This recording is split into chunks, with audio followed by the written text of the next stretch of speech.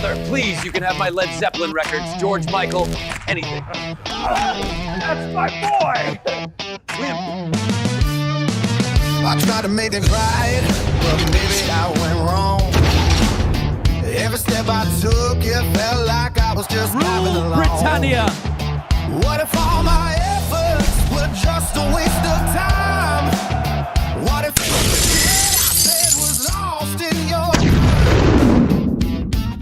Every good deed, every time I try to shine, it feels like Communism is king. What if I'm and you're still in the maze? Fly or die, it's on you, it's on you. If you think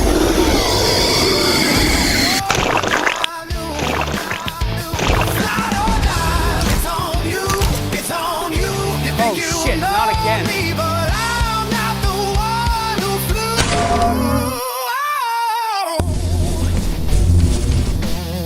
Commander War. Don't be a cunt. I'm having such a good time. Kill everyone on the bridge. Having a ball!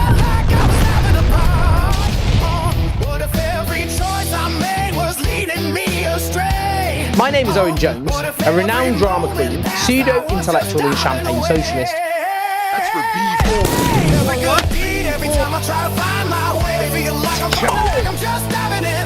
Shut the fuck up!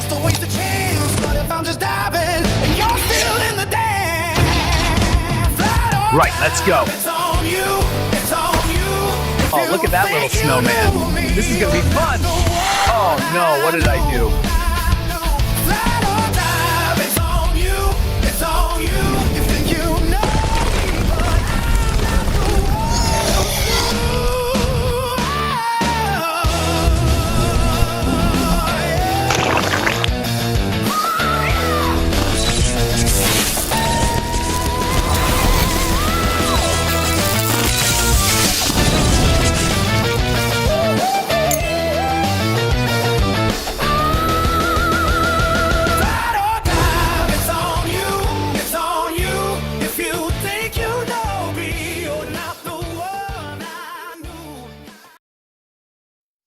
Hi everyone, I'm Tom Fury and this is your news.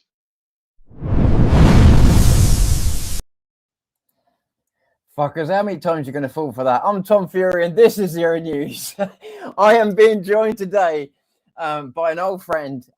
We haven't done a podcast together in ages, but I just want to bring him on. We'll get into the introductions in a second, but he's an author. He runs a website I've been shouting out recently called Equal Start, and he does a lot of great projects. But I just want to bring him in. It's been so long. So let's bring in Shaun Buchanan. Please welcome into the show, everyone. Hey, bro. How you doing? You good? Did you like that little swerve ball there? No. To be fair, I won't call out by it, because it was too close to the credits. But yeah, the AI stuff is superb because. I'm trying to change the credits of my show because your one's impressive. I like the Star Trek vibe, and obviously the Borg. Yeah, it was try and make it a bit more. That's not finished it, believe it or not. I've still got to do the deep fake on the. You know, where he's grabbing the Borg's face. Well, he's gonna have my face. I just haven't finished that part yet. So, but yeah, that was kind of make it sort of cartoony, so no one can take offense, and so a bit of fun going in. But just good morning to everybody, and I would just say to everybody, I hope this might be a bit of a diversion from our normal daily talking points because it can get a bit monotonous talking about the same things on a daily basis. And Shaun brought up, me and Shaun have had a lot of conversations in the past. And Shaun, actually, before we get started, just to tell people just a little bit about yourself, just so they've got some context. Hi everyone, I'm Shaun Buchanan. I run a community interest company called Equal Start. It started off fun enough for my first conversations with Tom all them years ago, where I was trying to help parents who've been alienated from their children, both male and female. And then I started to do a couple of podcasts about it. I was invited on a few, fun enough, originally by Tom, Omega FM, Hannah Obazi, fun enough, Pearl Davis at the time. I didn't realize she was going to be so big then. And my name is China. And then I thought, instead of conveying messages, other people's messages, and waiting to be invited on. I said maybe I should do my own thing, and because I graduated from journalism many years ago, I said I'm never using those skills. So I said maybe I should start my own kind of platform where I can talk about the social justice issues that concern me, that concern all citizens of the UK, and try and make alliances and some form of solid partnership with people to help bring a voice to the voiceless. So recently I had a domestic abuse pilot that I got funded for by Merton Bain Voice, which I was surprised about because I was just complaining a lot. And they said, "Oh, why don't you do something instead of complaining?"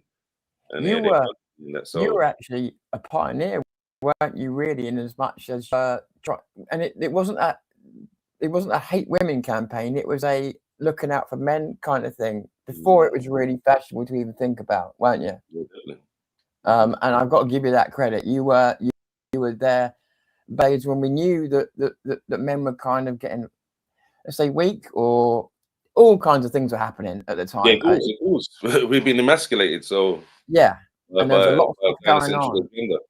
Yeah, exactly. And you were actually, you've got to say, you were pretty much pioneering on that.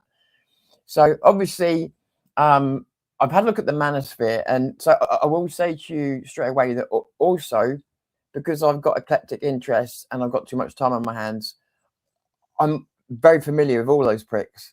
Sorry, all of those people, and very familiar with the influencer circuit and how it works, especially in America. So that may actually help us with this conversation. So yeah, just to get a bit of context. So it's quite good. It's quite a good thing. So when I watched it, I was like, oh, okay, I know that guy, know him. Yeah. So it was, I don't know like loads about each person, but I know enough, and I know how I know how MMA, WWE, the influencer circuit, and what's the other one? MMA, WWE influencer circuit. There's one other. It'll come back to me, and they're all meshing together to create situations like the Roger Jackson one we saw last year. But we'll come back to that. So you know HS Tiki Toki as well. I never seen him before, apart from I didn't know who he was then. I didn't know his name, but I knew. I did. Yeah, I did. I seen him before only with the adult model Bonnie Blue. But I said, who's this fella? And it's only when they introduced the Netflix show and I had Louis Theroux interview him, I said, Jesus, he's grown a bit. I didn't even know who he was before. Yeah, and obviously it's gonna blow him up now. So what did you? Okay, so obviously you had some talk points you wanted to bring up on here. So I don't want to just like run over this and take this direction. I might. So where did you want to start with this Manosphere? Now, to be fair, you see a lot of people are mocking obviously the hyper masculine influencing on there, and I've been telling them for years. You know, when we used to talk back in 2018, 2019, said these things are happening because of the emasculation of men's society. They feel they have no voice, and if they complain too much, they're mocked and said, "Oh, you're too weak. You're a snowflake. You have to be, in stoking justice. You have to pay for that because we've been subjugated and we're under patriarchal control." And I think, how is that possible? That's not true.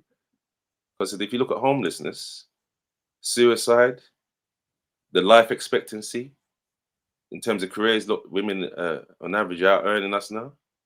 They're more employable because obviously a lot of heavy industry have been, obviously from the factory era from the 80s has been disappearing. So I said, what do you think has happened? This has been a 60, 70 years car crash in slow motion. So I said, you lot must be able to realize this, but it's like, no, Shaun, that's just internalized misogyny and stuff like that. Why would you won't get anywhere talking about these kind of things. Then why would you help so many women? Yeah. To be fair, the reason why I helped so many women, I had there's someone I know that had their child taken away from her, and it was over foolishness, Tom. I think the child had a seizure, and then when she's kind of boiling the bottle to sterilize it, some of the hot water went on the child's arm, and she willingly went to hospital over it. And this because it was the second time she'd been there with terms that concerned the child's health, and there was a vindictive former ex that went to social services to inform on her. They took away the child. She hasn't had a child since he was 9 months old. So I said, yeah, that's what made me call it Equal Start. Because obviously, my thing is injustice. It doesn't Yeah. matter what gender, color you're Yeah. from, or you know, sexuality that you are. It's so I don't like injustice. People that for no reason at all are being disadvantaged. It's no good. And then obviously they subjugate them and tell them, listen, keep your mouth quiet.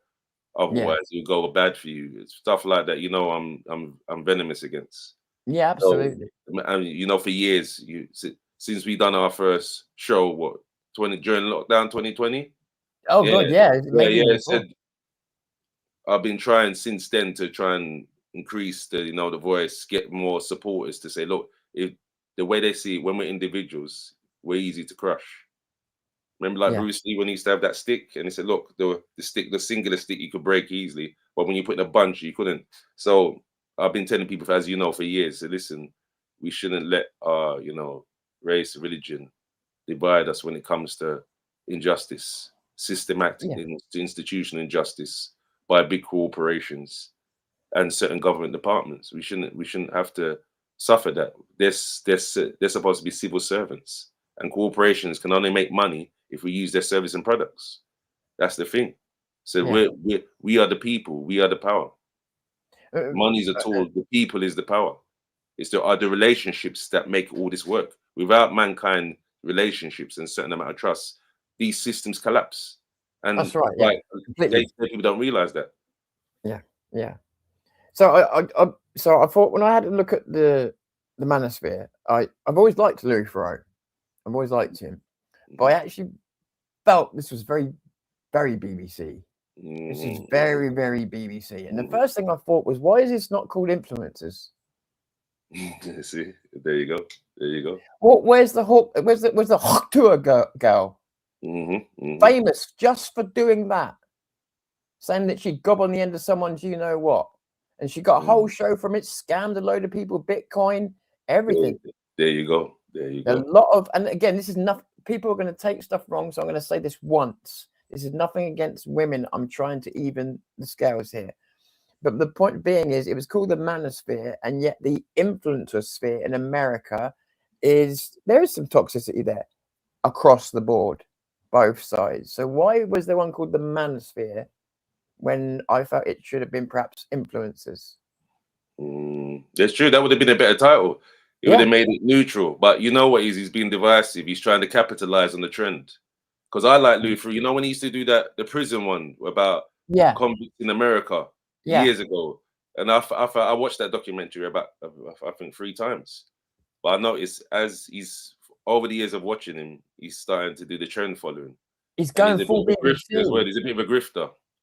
Yeah, that's how he came across. I don't like. But I suppose he has to make his money, isn't it? He has to make his money. Yeah, I mean, that's the thing. I don't mind him making his money. He's a documentary maker. That's what he does. Yeah, I don't mind him making his money. But I'll be honest with you, if he was going to do one called Influencers, I thought it would have been the right time. But Manosphere, I actually felt he's late to the party. He is. He's years late.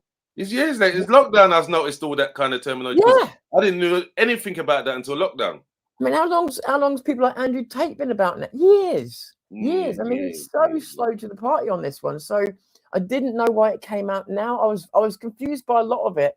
And whilst we'll go into the numbers later on, he picked the worst fucking people he could pick. Yeah. You know why? He's done that deliberately. Yeah. There's a lot of don't get me wrong. male role models that are what I like to say they're tonic masculinity. Yeah. Don't get me wrong. People, ones that represent toxic. Yes. And people should understand as well, the influencer scene in America is so different from Britain. So different. Like I say, in America, you've got MMA fighters and boxers mixing with WWE wrestlers, mixing with influencers. Influencers in America are treated as famous, but they're also treated as punchable. People go up in the street and punch them because they're of a different level of fame. And there's something different about them. You've got people like Jack Doherty who gets security around him and then deliberately walks into people, that kind of shit. They don't, I mean, majority of them are dicks.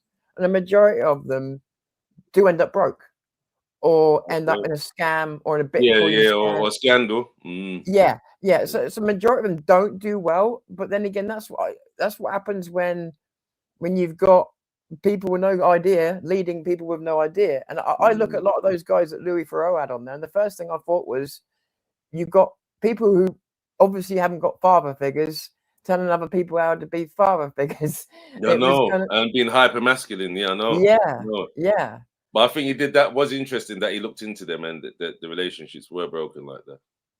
But he was trying to see he's built out of trauma and insecurity.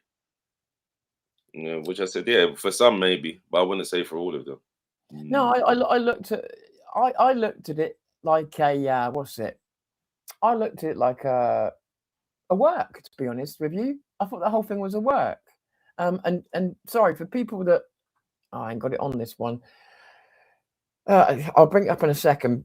But people don't know what a work is. I felt like a lot of it was almost made up. Like, so for instance, you saw the way the influencers were. They were trying to say in front of the camera, "Oh yeah, I'd get married to multiple people," but you could, even the girlfriend saying it behind the camera, right? And it's like people don't understand the difference between content and realism and a real interview like we're having now, and content. And I mean, a lot of the stuff. It's like Andrew Tate, right? As much as I may want to hate him, the truth of it is, I haven't seen Andrew Tate. I've never seen the real Andrew Tate. I've only seen the presentation that he's offered me. Do you know what I'm saying? I've never seen the true Andrew Tate. He's never shown us who he is. He's only shown us what he has wanted to show, because he's a package. He's a brand. You know, he's a brand that just borrowed a few quotable things from Jordan Peterson and made it sound like he actually cared about people. You know, and even films that I watched when I was a teenager, The Matrix, I found that hilarious. I said, when did this come back into thing? Because I used to talk about these things like it was at my early 20s when the films first came out, late teens, and I said he's repackaged that and gone like he's revelational when it's basic stuff. It was the amount of people follow him like the sheep. I said, yeah, Jesus. It's basic what you say. But that's the thing, though. So that tells you, and I had to look into this, and that tells you why, what audience that he was actually attracting that got kept quiet, because, like you said, they were all talking points. Yeah, that's what we're. So they were young people. So they were very young people, and that's the bad part about it, was young people were listening to Tate talking trash, and Tate was just talking trash. And if you get it, you get it, right? But yeah, you know, it was attracting a lot of young people on that, and I don't think. And middle-aged men as well. And middle-aged men. Yep, true. Absolutely true. Absolutely true. And I think, you know, I thought it was funny. But not exactly. It's true, especially in the beginning when he used to be on Fresh and Fit, because it's my mate Kings that helps me with the voluntary work at Eagle Start. He's the one that first showed that to me, and I said, "This man, who is he?" He said, "He's got a funny accent. Where's he from?" But I like what he was saying at the time about families and you know, childbearing, and I said, "Oh, obviously, without the key relationship between men and women, we're finished." But then obviously became a bit of a caricature figure, and with the rise of, you know, more male online influences, more men speaking up publicly, obviously the feminists are quaking in the boots. Said, "Look, they're trying to send us back to the kitchen and back to the Victorian pre-suffrage era." I said, "That's not the truth. That's not the case at all. That's not the case at all." No, but to be clear about the feminists as well, the original feminists are with us. They don't want us being pussies. They don't want us. They don't want all of this. That they're really angry about what's been done to the men. You see them all the time, how angry they are. It's so many of the modern feminists that are trying to break us down, and to try and put this in a box. But a lot of women I speak to, like majority of women, don't want meek men. I mean, they want people to be able to show their feelings, but they don't want meek men who don't. Yeah, of course, they know this. You know, remember that book I told you about years ago, Will Collins, The Empathy Gap? Yeah. He showed an institutional survey where it's they had, you know, kind of control groups, so they can't say, you know, it's like a survey in the newspaper or one put up on social media and said, "Oh, what do you think of this?" Where the leader people, they told you, it showed you on there, 57% of women still think men should be the breadwinner and they need to be assertive and take the leads. And I said, look, even in the era where they said, "No, you mustn't do that, you got internalized misogyny, that's patriarchal control, you're just used to it." But a lot of them said, no, when we're going out to work and we have to look after the kids and we're stressed out of having to balance it and we feel like we're missing out with quality time with the family, but then we have a good commercial interest where we have to make a living to survive. And then I'm torn between that, and I've got no help, mate. So what am I supposed to do? I'm having more mental issues, more unhappy. This is society, Bruce. They say society breakdown. There's more divisiveness, more loneliness. Yeah, and they know that. I remember a lot of them women didn't want to speak up before. I've noticed the last 2 years they're coming out now, because I used to talk. You see, they are. I said, listen, if you lot came out, they wouldn't try to say, "Oh, I'm trying to be like a Black Andrew Tate." If you came out and said what you agree with, what I'm saying.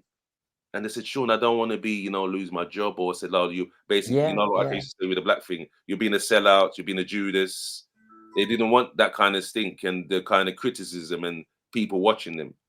But I think because of the way it's going now, I see more female influencers like Pearl Davis and others saying, look, you need to realize how key men are to modern society in terms of infrastructure, construction, defending us from the worst vestiges of mankind or humankind, and that if we don't have positive male men defending us, it could get really bad. It could be like the prehistoric era, the caveman going in to the club and come with me and pillaging like Viking era times. And I've dated women. I've dated women from people who, in public, are very, very independent, to other people are not, much more sort of old school. And regardless of which type of lady I've dated, because I'm quite good at talking, I try and listen. I do try and listen, and nearly every single no, I'm not going to say nearly. That's a lie. I just lied just to be.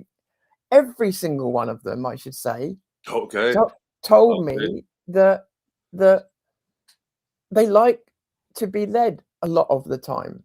That's not to say be told what to do. They like me to make decisions.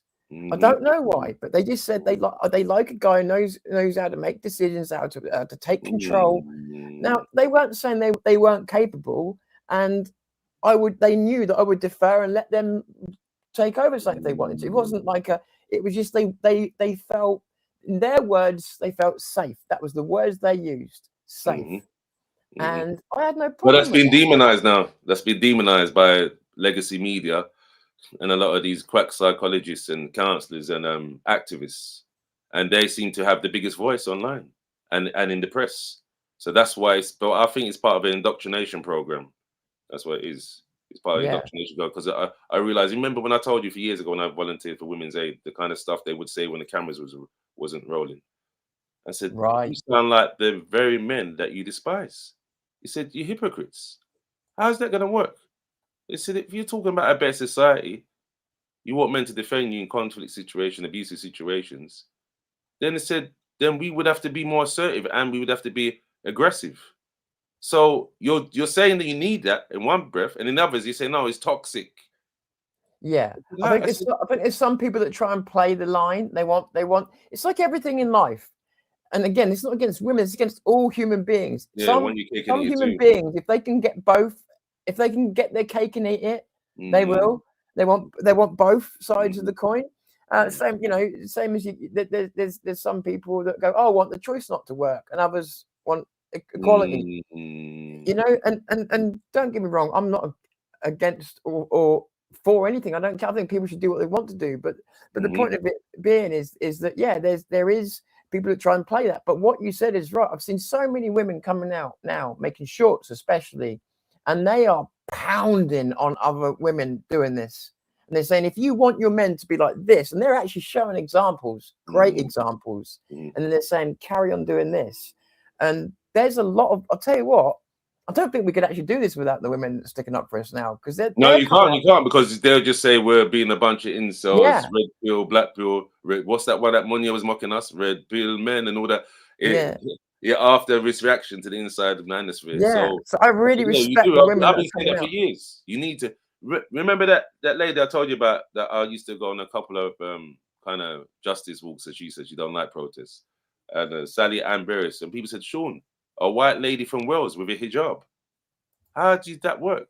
I said, because I used to work in the city in facilities maintenance, and one day I came out of work and she had these people that stand outside the building I was working. I said, I never met her then. But over the years, people said, oh, signpost this. Look, if you're having these issues, she's a very good person to the issues that you're covering. She's got influence in Northern Ireland. She got her own like a community interest company called Split the Difference. So I found it engaging. When I finally got to actually meet and talk with her, the woman's helped me more than my own mother. So it's serious. I said, yeah, listen, there's some serious people out there that, because of the way the internet works now, and obviously this kind of activism, hype activism phase that we're living in because of the injustices of society, there's some tremendous people that never get really much coverage, or they're demonized. They're trying to ruin their reputation. There's a whole slew of creators out there now, including yourself, who are under that 1,000 mark, who deserve to be so much higher with the work they're doing compared to the slop that's making it. But I actually was hoping we would get onto this, because the slop that's making it is making it because it's the slop that YouTube are telling them to make. There you go. There you go. And that's what I wanted to say about the Manosphere. The thing I wanted to say to you, Shaun, was that there was one part when Louis asked, and it was a fair question. He said to the guy, he said, why don't you use your platform to put out a positive message? And the guy nailed it.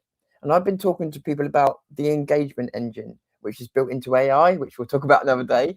And it's built into YouTube. It's built into television. Into the algorithms, yeah. Yeah, this engagement engine is bad for all of us. It keeps us on here too long. It keeps us engaged too long. But what it also does is, if you listen to what that guy said, he said, when I put out a good message, nobody gave a shit. Nobody was interested. The only way for me to get popular and to make money was to do the stuff I was doing, say the stuff I was saying, do the stuff I was doing. Those guys are saying and doing some of the stuff they're doing because it's the system's rigged. So that YouTube make out they've got all these guidelines, like the guidelines and that. Oh, we don't like this bullshit. They absolutely love it. The engagement is what they care about. The only reason they got guidelines is for liability. That's liability to stop lawsuits, which he doesn't. It just reduces them. But that's what it is. And said, oh, look, we're trying to be responsible. You always have that. Even in the industry, I still work in facilities maintenance. They still have health and safety tests, ladder checks, plasma, working at heights, not allowed to lift above, 25 kilograms because of your back and injury. But when the pressure is on and deadlines need to be made and jobs need to be done, a lot of these statutory things said, oh, sure, listen, don't worry about that. You're going to work live. You're going to do this. No. You don't have to isolate. That will have too much downtime, and then the people in the office won't be able to use their computers, if you like that. Just get it done. Yeah, you do. You get that all the time. Can you see that on the screen? Deadlines, warp, rules and regulations. Yeah, exactly. There's a screen on there. There's a question on screen that might be up your alley, mate. Oh, all right, Shaun, could you just domestic abuse against men is minimized, mocked, and weaponized against men? Yeah, it's true. Yeah, true. Yeah, of course. That's why I do. Fun enough, the pilot scheme that I ran up to from February the 4th to March 11th this year. Fun enough, the lady in charge of the organization, the one that gave me the money to run it for the 6 weeks. So they know. We're trying to push back against that now. That's growing now, where people realize how much men are abused and how where they say women is underreported, is vastly underreported for men too, because it's not accepted being usually generally physically stronger, that we could even be abused and that we're playing on it. We're trying to play games. How much do you think, from your experience, because you've had a lot more experience, you've had a lot more experience in this than me. From your experience, how much does it go on with guys getting abused? Because I imagine myself. I try and imagine myself. It's hard to imagine, but I imagine that I wouldn't be going to any authorities or anything about it because I'm a guy, right? So how much does it happen? There you go. It's true. It's true. It's true. It does happen. To be fair, in my experience, growing up in that kind of Jamaican West Indian household I came from, most of the women under beatings. When I mean not just a tap on the hand.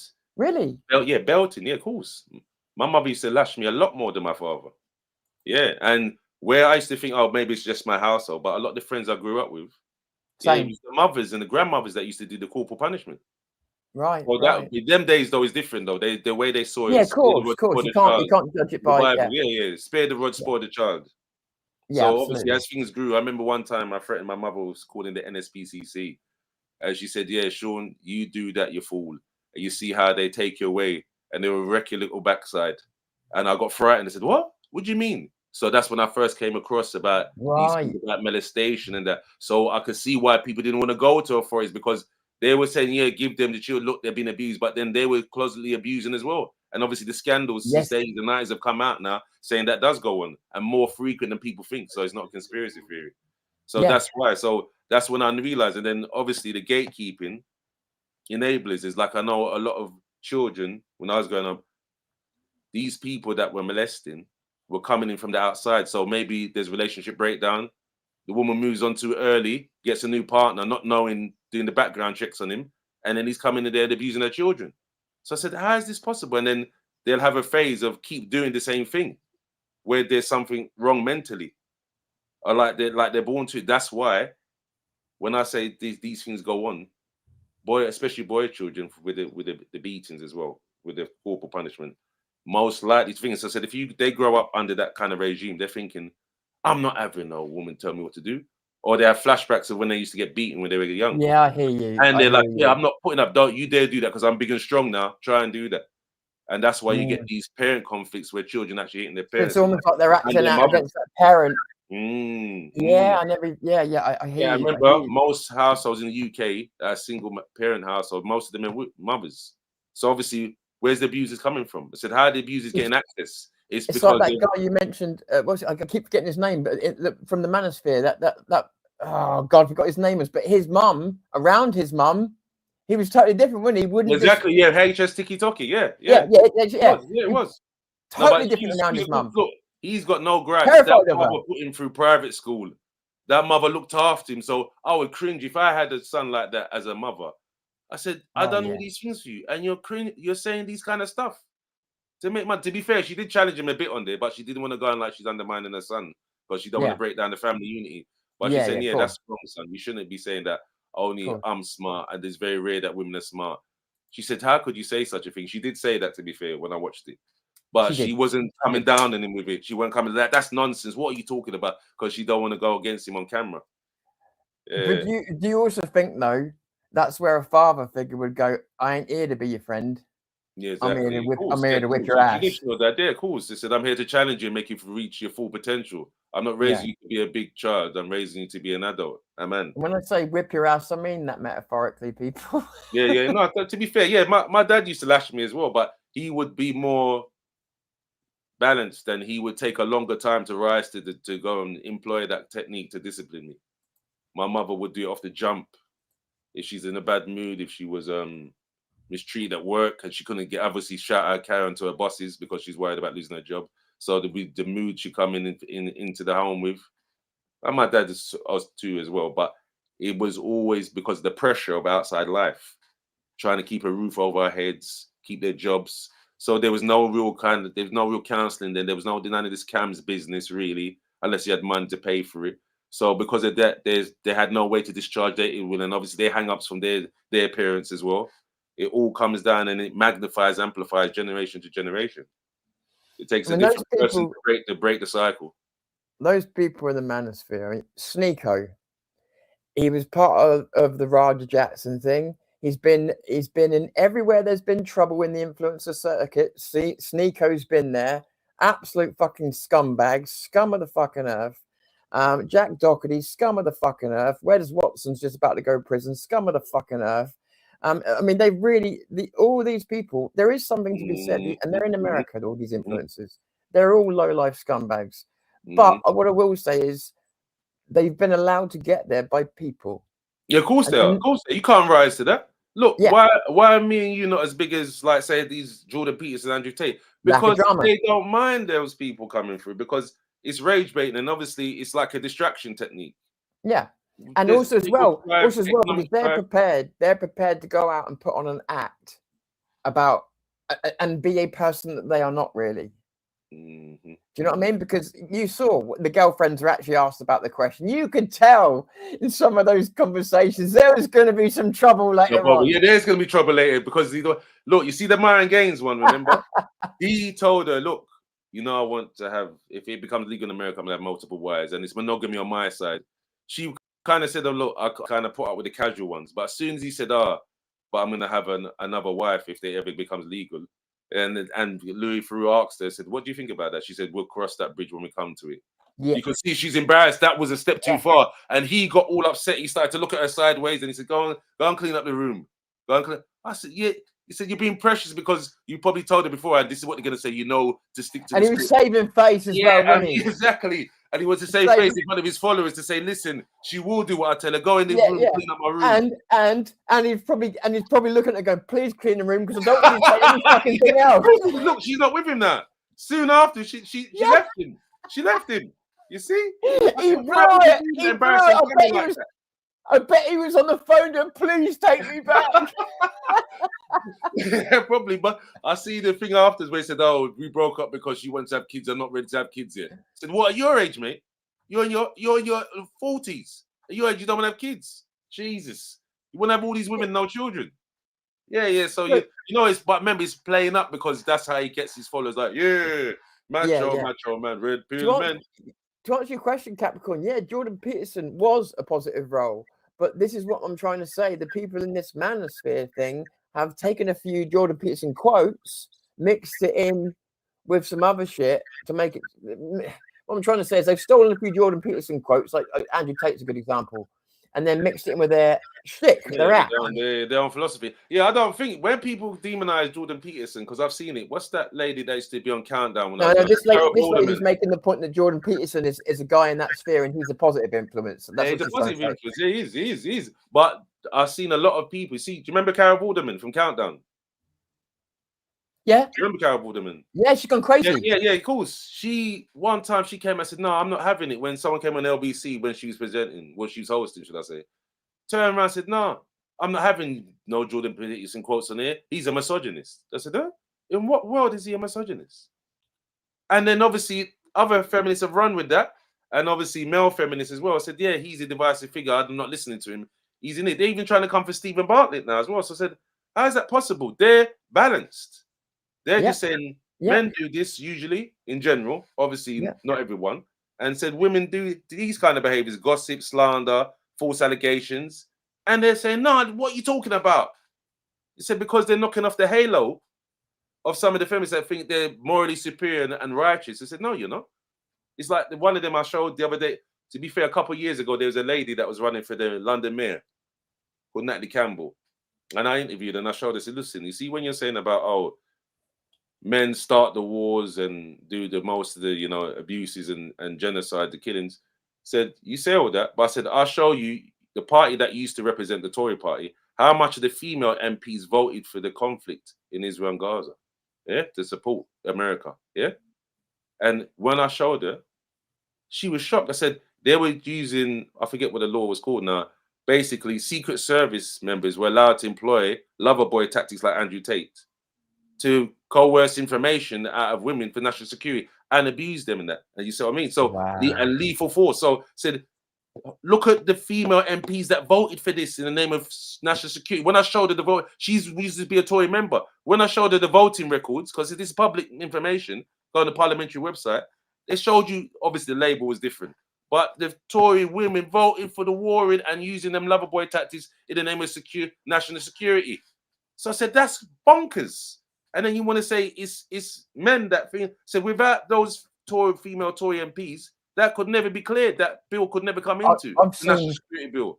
I've seen so many examples, and I could think of the Scottish lady I saw with a burqa on the other day of women throwing other women under the bus. Yeah, of course, they do all the time for power and influence. Yeah, and it's crazy because like with this Scottish lady wearing the burqa, she's in a country where she's got the choice to. She's Scottish, so she has that choice. So she's saying, "Oh, it's great." So all the people that don't have the choice, whether they wear one or not, she's making out it's great for everybody. No, it's great for you in Scotland because you've got a choice. But she's trying to make that statement, virtue signal, for women around the world. That ain't right. You've just thrown God knows how many million people under the bus, Yeah, it's not right. It's not right. Of course, it's just a virtue signal. It's crazy. But what do you think about? So obviously, as I said, a lot of those guys in that documentary weren't the best men, and I don't even. No, they weren't. They're deliberately picked for their divisive ways, and they didn't know how to be men. But I felt that most of it was just an act, and I think that they just thought the partner might play along. I don't think they mean half of the shit that they say, because they haven't. To me, they don't have the conviction. I think they're just playing a role and hoping people will play along with it. Well, you know that one. What's that one from Louisiana? I forget his name actually. Let me look. The I'm one from terrible with the Louisiana, the one that names. was actually married. I think he's genuinely like that because the wife seems to, as long as she don't have to work, and he brings. Oh, you mean the one that was going on about my car don't mean shit? Yeah, and yeah, cool. So he said, I used to be a steel magnate. If you drop me butt naked in the middle of America, yeah, he was I'll a be made to steel again. Yeah, what's his name? Total aggressive narcissist. Yeah, he was, especially when they pressed him about wanting him to have the different women and that, because before he was when I first started watching, said he seems to be the most reasonable one out of all of them until they pressed him about the other women and how you gonna expose that when you've got daughters and that are going forward. And he's like, oh, well, I don't give a F what people say. Then you start to see that element to him. But to be fair, before that, I thought he was the most reasonable one out of all the people they interviewed.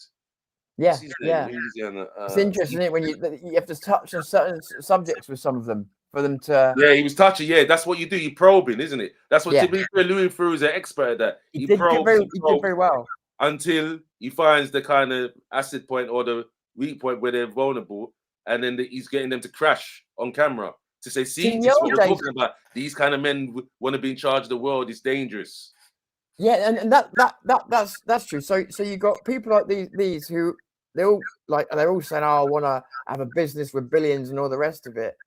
And I ain't being funny, but Louis Theroux lets people hang themselves. He doesn't do a lot. He doesn't. Yeah, he's clever because that's what I used to do when I see a lot of the time when I'm going into these, like say the mayor's office or with behind the scenes with local authorities. I said, look, you need to have a male aspect of the domestic abuse services. Said because the only way we resolve these issues around abuse is if both genders involved around the table discussing these things, each other's concerns, showing empathy and willingness to find a kind of mutual win-win situation. Yeah. So if you don't do that, you're pushing people into a corner. It's like shouting and screaming at someone and locking them in the room in the dark. I said, you're no good just for being who you are. Yeah. So you do that, people gonna either implode mentally or explode with atrocities. Lashing out.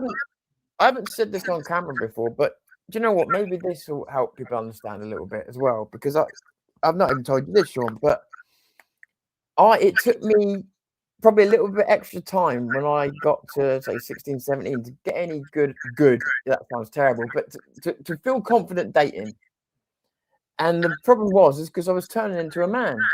And I'd been around a lot of women when I was younger. And I'd been told from the age of before I can remember, from my sister, from my mum, from other people, that men were cunts. Yeah, there you go. You see? That's terrible. So, that's part of the programming. So when I became a man, I thought, well, I am now turned into that scumbag.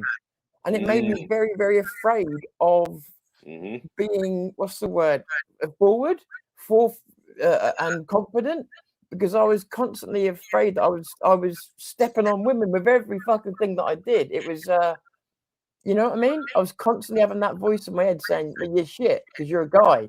Your default shit. And you have to fight through that, I think, and learn, That's his name. I just found it. Justin Waller. That Louisiana man that seemed to be living together, married with kids, businessman. Yeah, he's the one that crashed out when Louis was probing him. But that's what we have to do. A lot of the time, if you in the situation, just give them scenarios. Say, listen, you don't agree with this point, right? You don't like coercive control. You think domestic abuse is wrong. You think it's gender-based. So I said, what I'm going to do is show you the other side that you may not know about. I said, what if this happened to you? What would you do in that situation?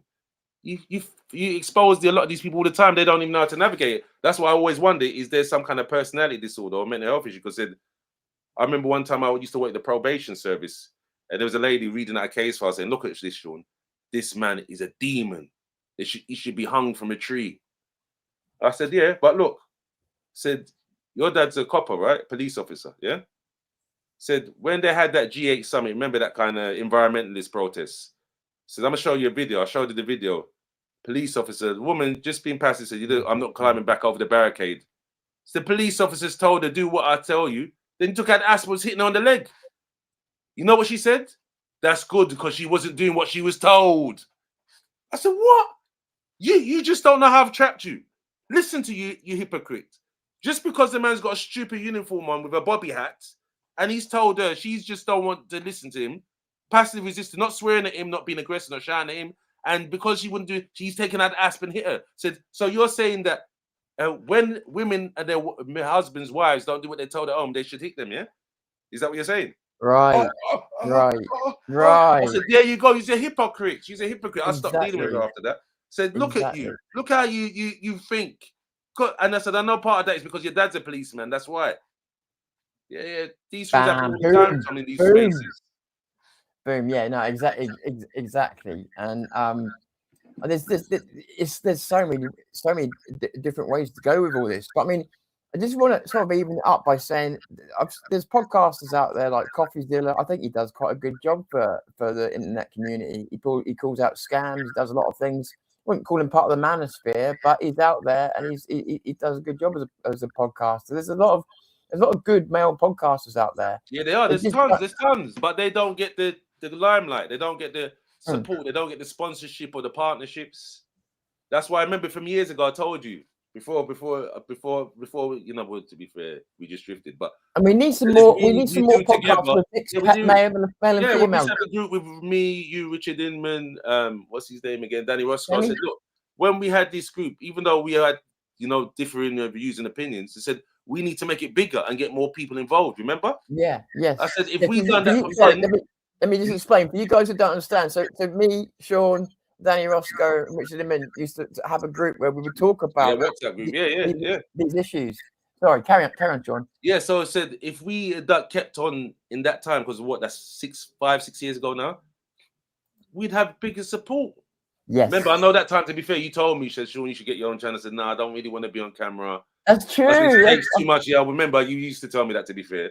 But then remember, I was saying, but we should be doing like kind of power moves between us. Yeah. So that way we represent a significant challenge instead of just like a noisy neighbor shouting, carrying on. They said, look, they're just individuals. Flick that one, cut that one. Oh, troublemaker. Him.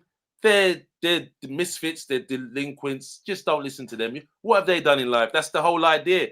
Minimize, undermine your reputation. Minimize, mitigate, whatever you got to do. So if we kept on that path, and obviously, look, I've done what you said now. Look, I've got my own little channel. You did, I said, look, see? So I said, if we had done that from then, we would have been a much further along by now. Yeah. And we would represent a significant challenge against the powers that be. They're trying to stop normal working class people from having a voice and having say over how the country's run.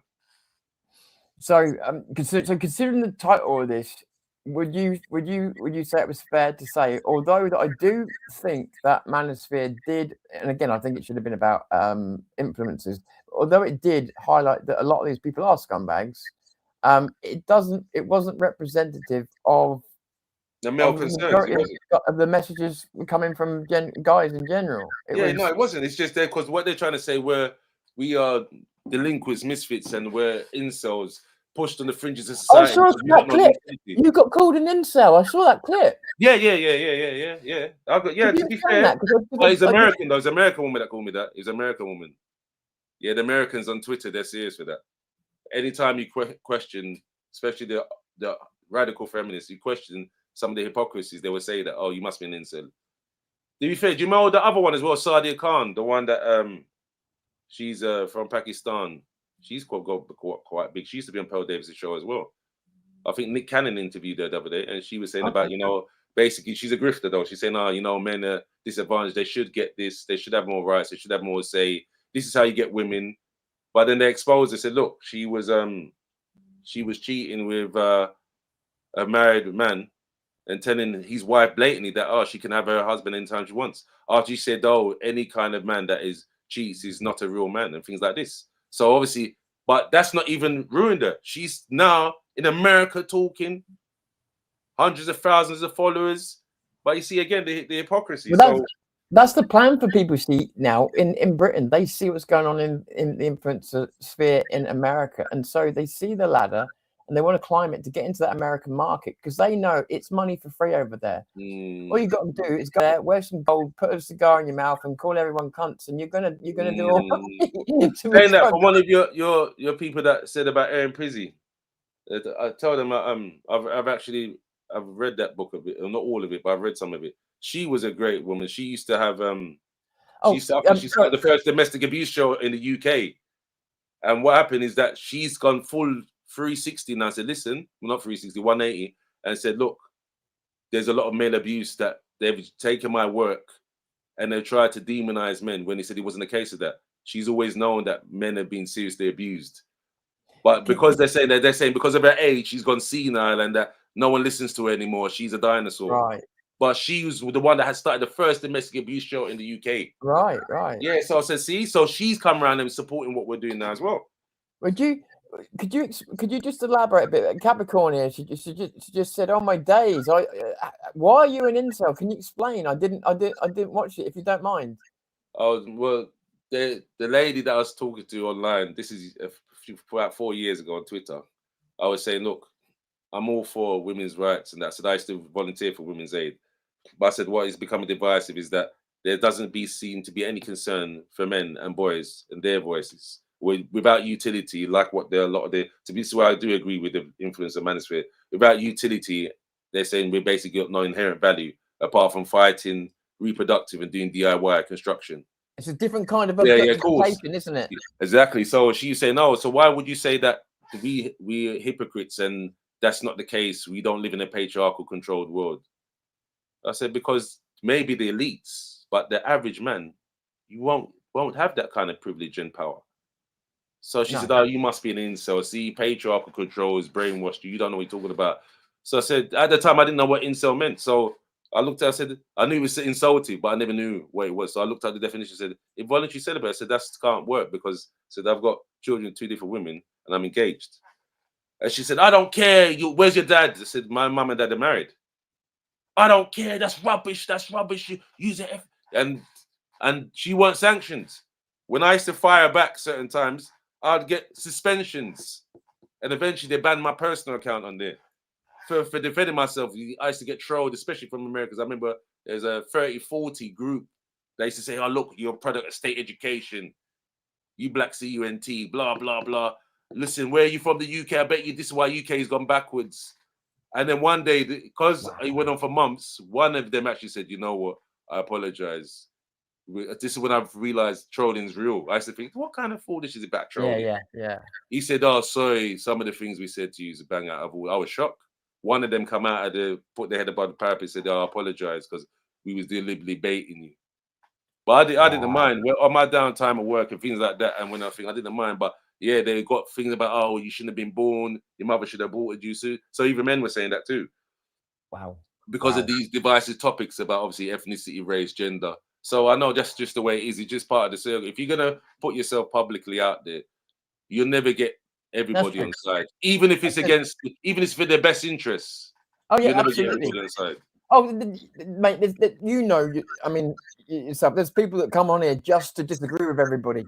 It doesn't matter what the subject is, just to hate on people. I'm the dinosaur. I've not lost my marbles. Yeah, it's true. Yeah, that's right. That's right. Joan. It's true. See, you can't worry about that because people always say. People tell me sometimes, "Oh, Shaun, you're coconut." Oh, if you know what that means, black on the outside, white on the inside. Then some says, "Oh, you're a radical black activist." Then some says, "Yeah, I'm a misogynist." Some's even told me said I'm a simp. So you can't make it up. You just got to be true to your own principles. You've been called every kind of traitor, haven't you? You've been called every kind of traitor. Yeah. Jesus. Crazy. Yeah, and you've never ever gone against black people or anything like that. All you've ever gone for is what you believe was right. Yeah. I know. It's hilarious. It's hilarious. And what I find amazing, a lot of the people that said I said, listen, my children are black, my wife's black. I said, how's that so? So what are you talking about? I said, they said, and you're saying that. So how did your mixed race children feel, or your white partner, when you're saying these kind of things? This used to be like the BLM groups. Remember I said tell you, the Black Lives Matter groups. Yeah. Said, why would you say that? It's like when I used to say the Irish, you said, look, the Irish suffered as well, bad. We need to be making, a means for that. And he said, why would you bring that into this group? this particular person. I said, I brought into this group because you have to have empathy for other people's suffering. If you always complain and said, oh, we've had it the worst, and this, said people will get switch off. If you show empathy, you can have solidarity.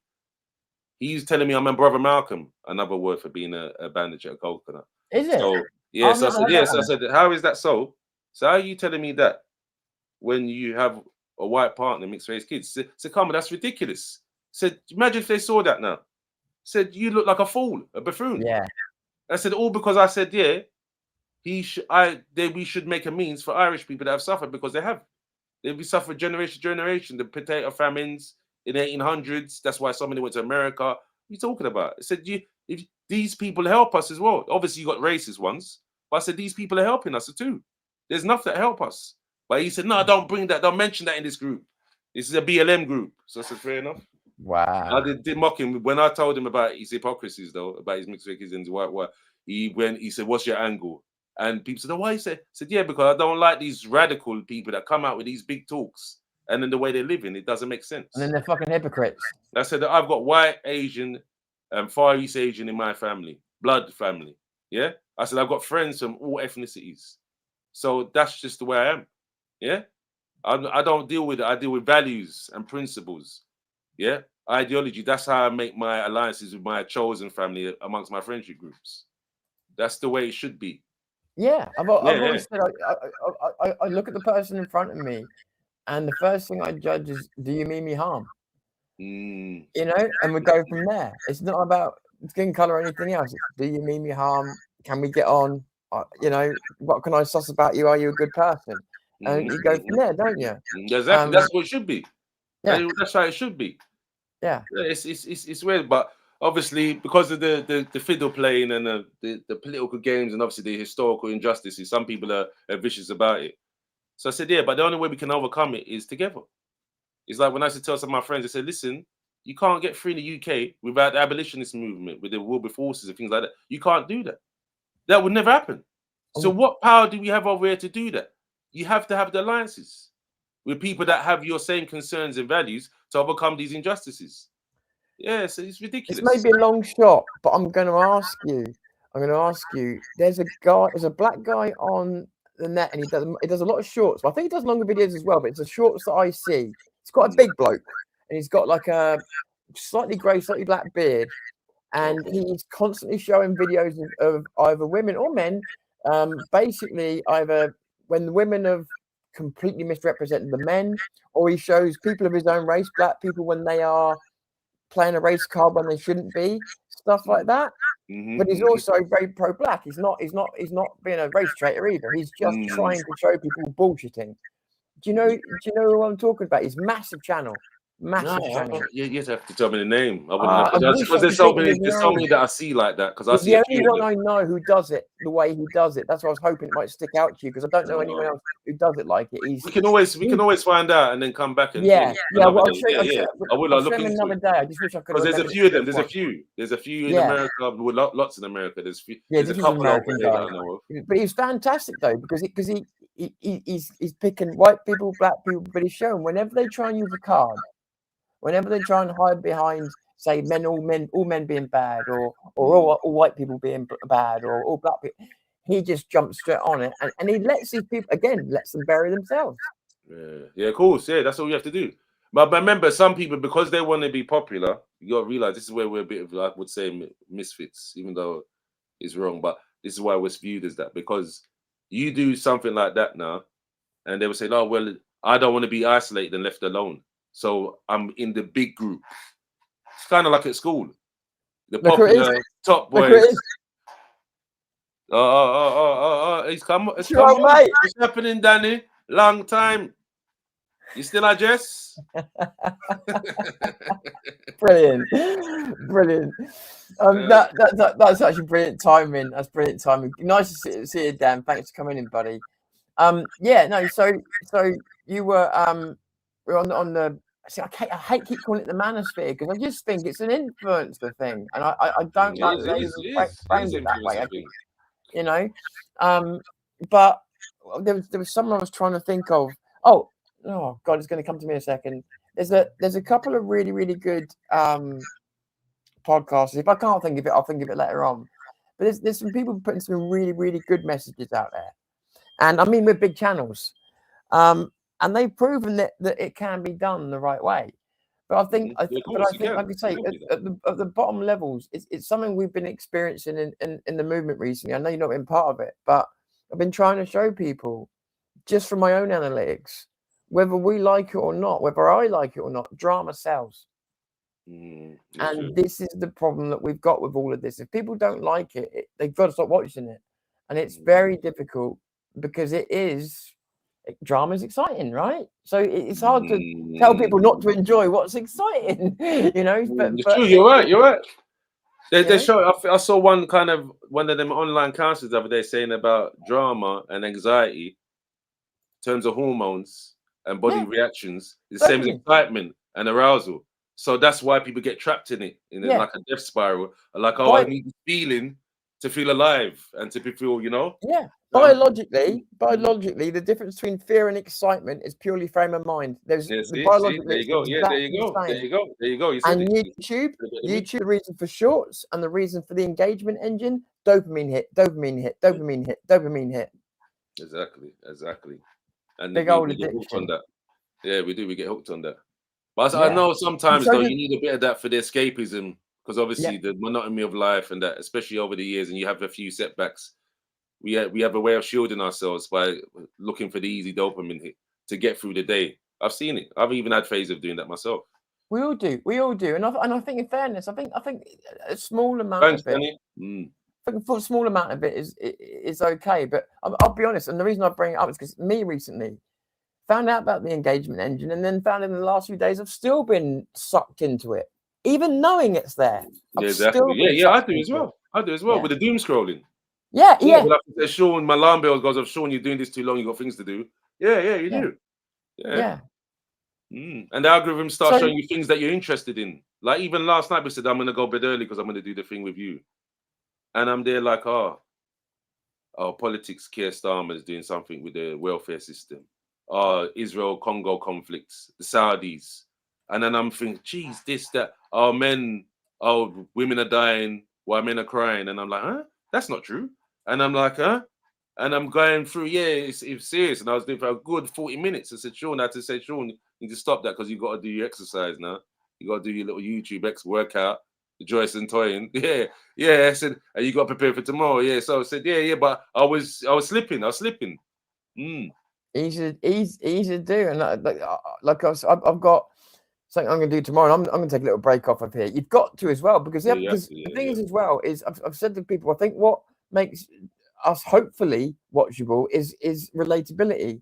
And I think that if you sit in front of this every day, I mean, the camera itself, be recording too much, I think that's not a normal thing to do, and therefore you lose your relatability. Because of course you do, because you're not in real life. That's why all the years ago when you first said, Shaun, you should do your own channel, I said, and said, Shaun, you got a journalism degree, you should do that. I said, but I don't want to I get into a spiral and then I obsess about it. Then I neglect other things. So I said, I like the fact when people just said, oh, come on every few months, they come on our channel, we like what you say. But then I said, when I see some of them are just using me for clicks. So it's like grifting. So I said, you're not really concerned. It's like a couple of them, funny enough, there was one called Sarah Garvey that I tried to make an alliance with the dad stuff. And he said he was really interested. So we went to Pearl Davis. To be fair, he got me on the Pearl Davis show before she got really big. And I said, this is interesting. I like what you're saying about, the men's activism, the rights, the division between men and women, how we've resolved that. But when I started to get involved, I said, come and help me with this local authority work or this report and that, come to this meeting. He was like, no. So I said, but you told me you was really concerned about these things. That's when I realized the grifting thing. And some people are using it because the popularity and it's easy. And they said, I don't care what you say, Shaun. I'm helping spread awareness for my channel. I'm bigger. They said, you are. That's obvious. You are bigger than me. You are spreading awareness. But I said, the real work, instead of just social commentary, the real work is this stuff. Yeah, but people will justify what they do on here any way they have to.